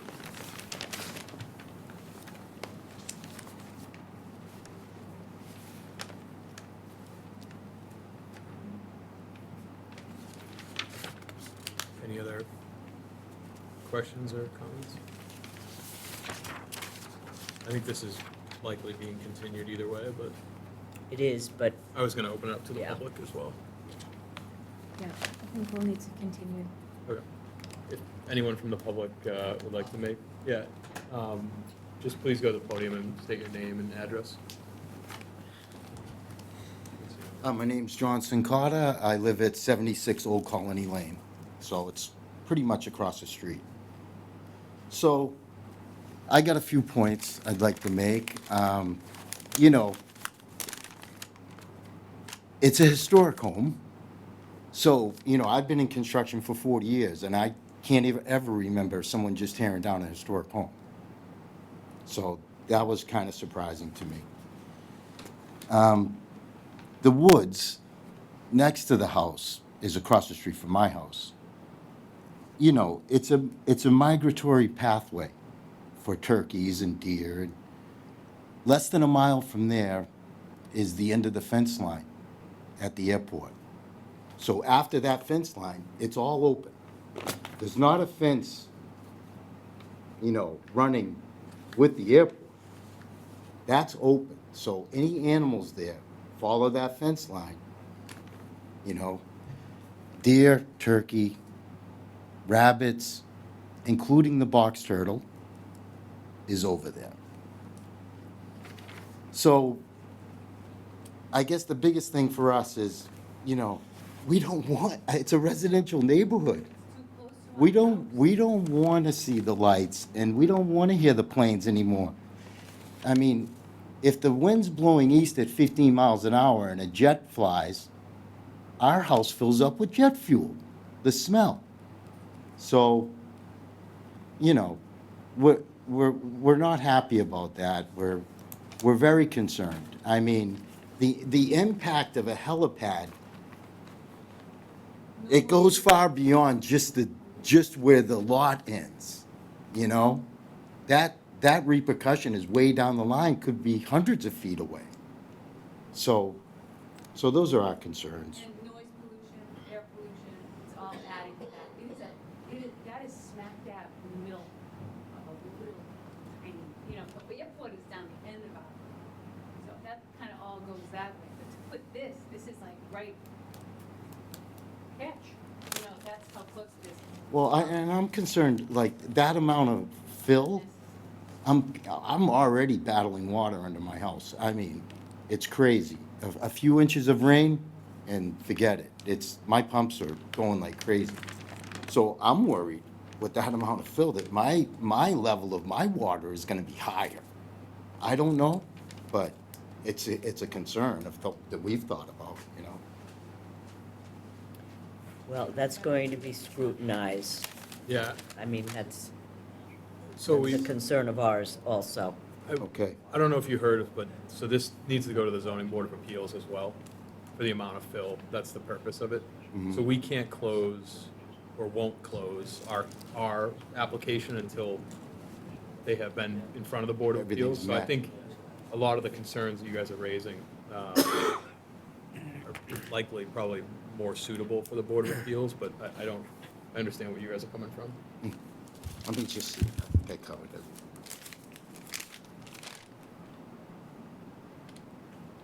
Yeah, that's it. Okay, thank you.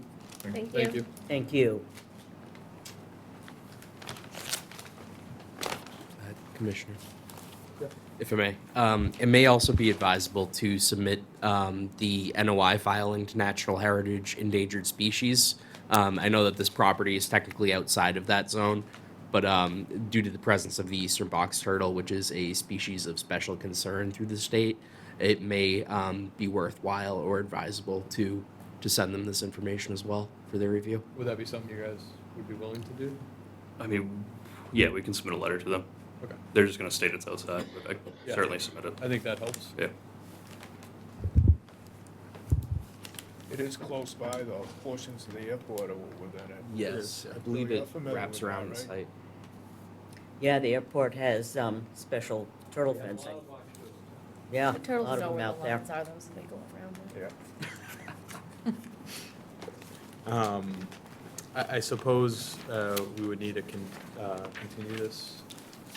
I think we're the early May hearing for ZBA, so I'd probably say the second May hearing. Second meeting, The second hearing in May, let me break out my calendar here. So that would be May 21st. All right, so I'd like to make a motion to continue the application for 91 Old Colony Lane to May 21st. Yes. Can I have a second? Second. All in favor? Aye. Thank you. Thank you.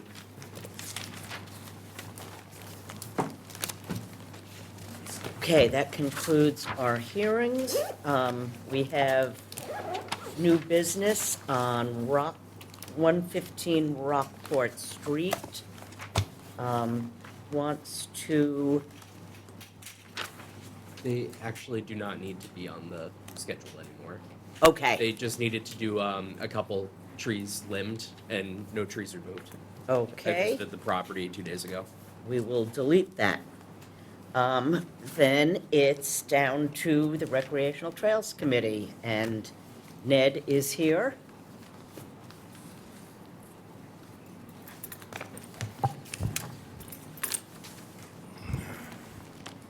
Hi, good evening. Ned Bangs, Chair of the Recreation Trails Committee, 210 on Circle in Marshfield.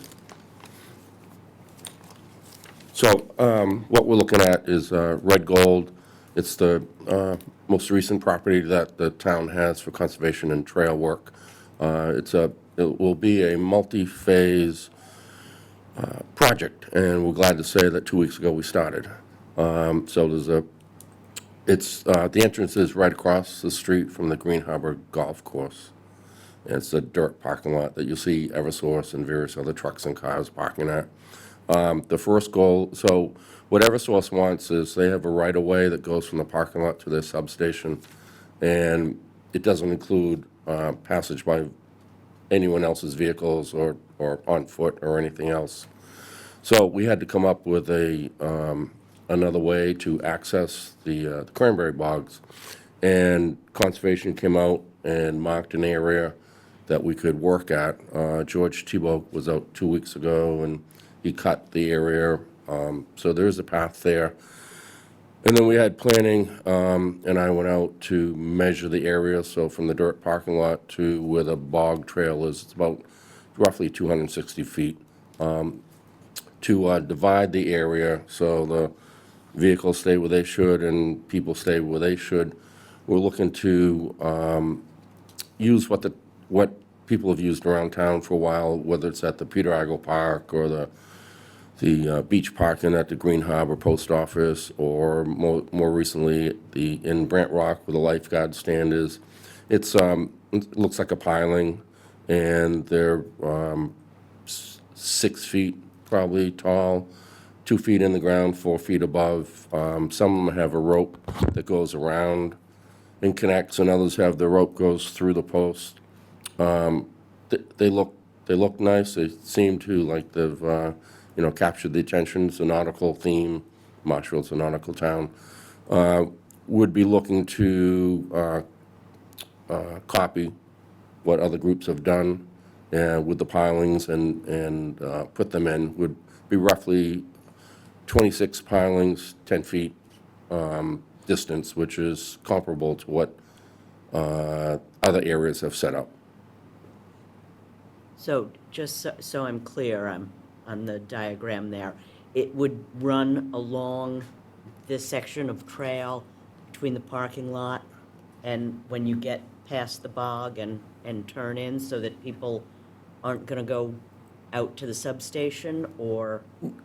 Yeah, so it would connect from the edge of the dirt parking lot to where the bog trail is. So George cut to there, and that would be, so it would be staying off the right-of-way.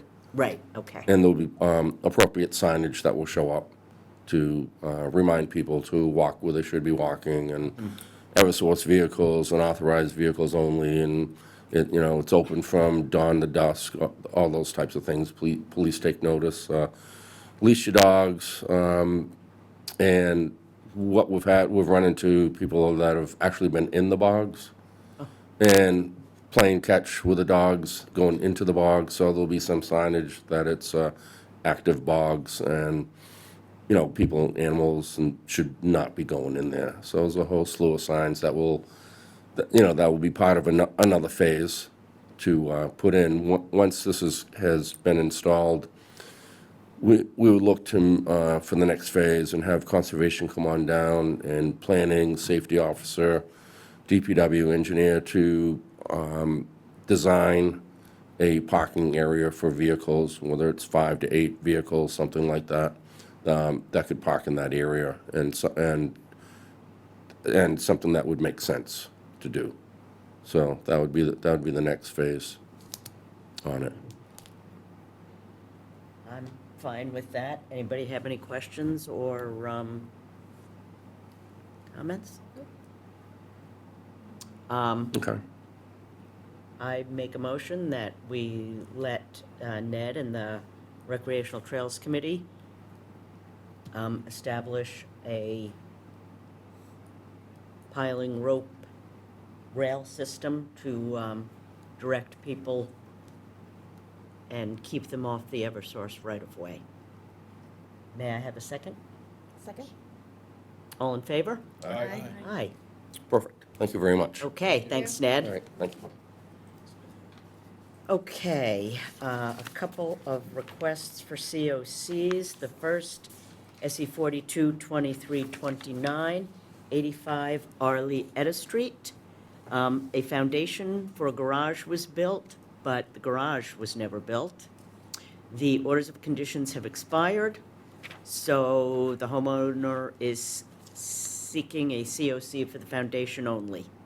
They will be filing a notice of intent for the garage. I move that we vote to issue a COC. May I have a second? Second? All in favor? Aye. Aye. SE 422723, the Rum Island Condominium Trust for the Trounce Island Causeway. I move that we vote to issue an extension so that they are able to continue maintenance of the causeway. May I have a second? Second? All in favor? Aye. Aye. And SE 423123, 84 Bay Avenue, completed as proposed. I move to issue a COC. Second, please. Second? All in favor? Aye. Aye. That concludes our business. I move to close the Town of Marshfield Conservation Commission meeting for April 2nd, 2025. May I have a second? Second. All in favor? Aye. Aye. We are adjourned.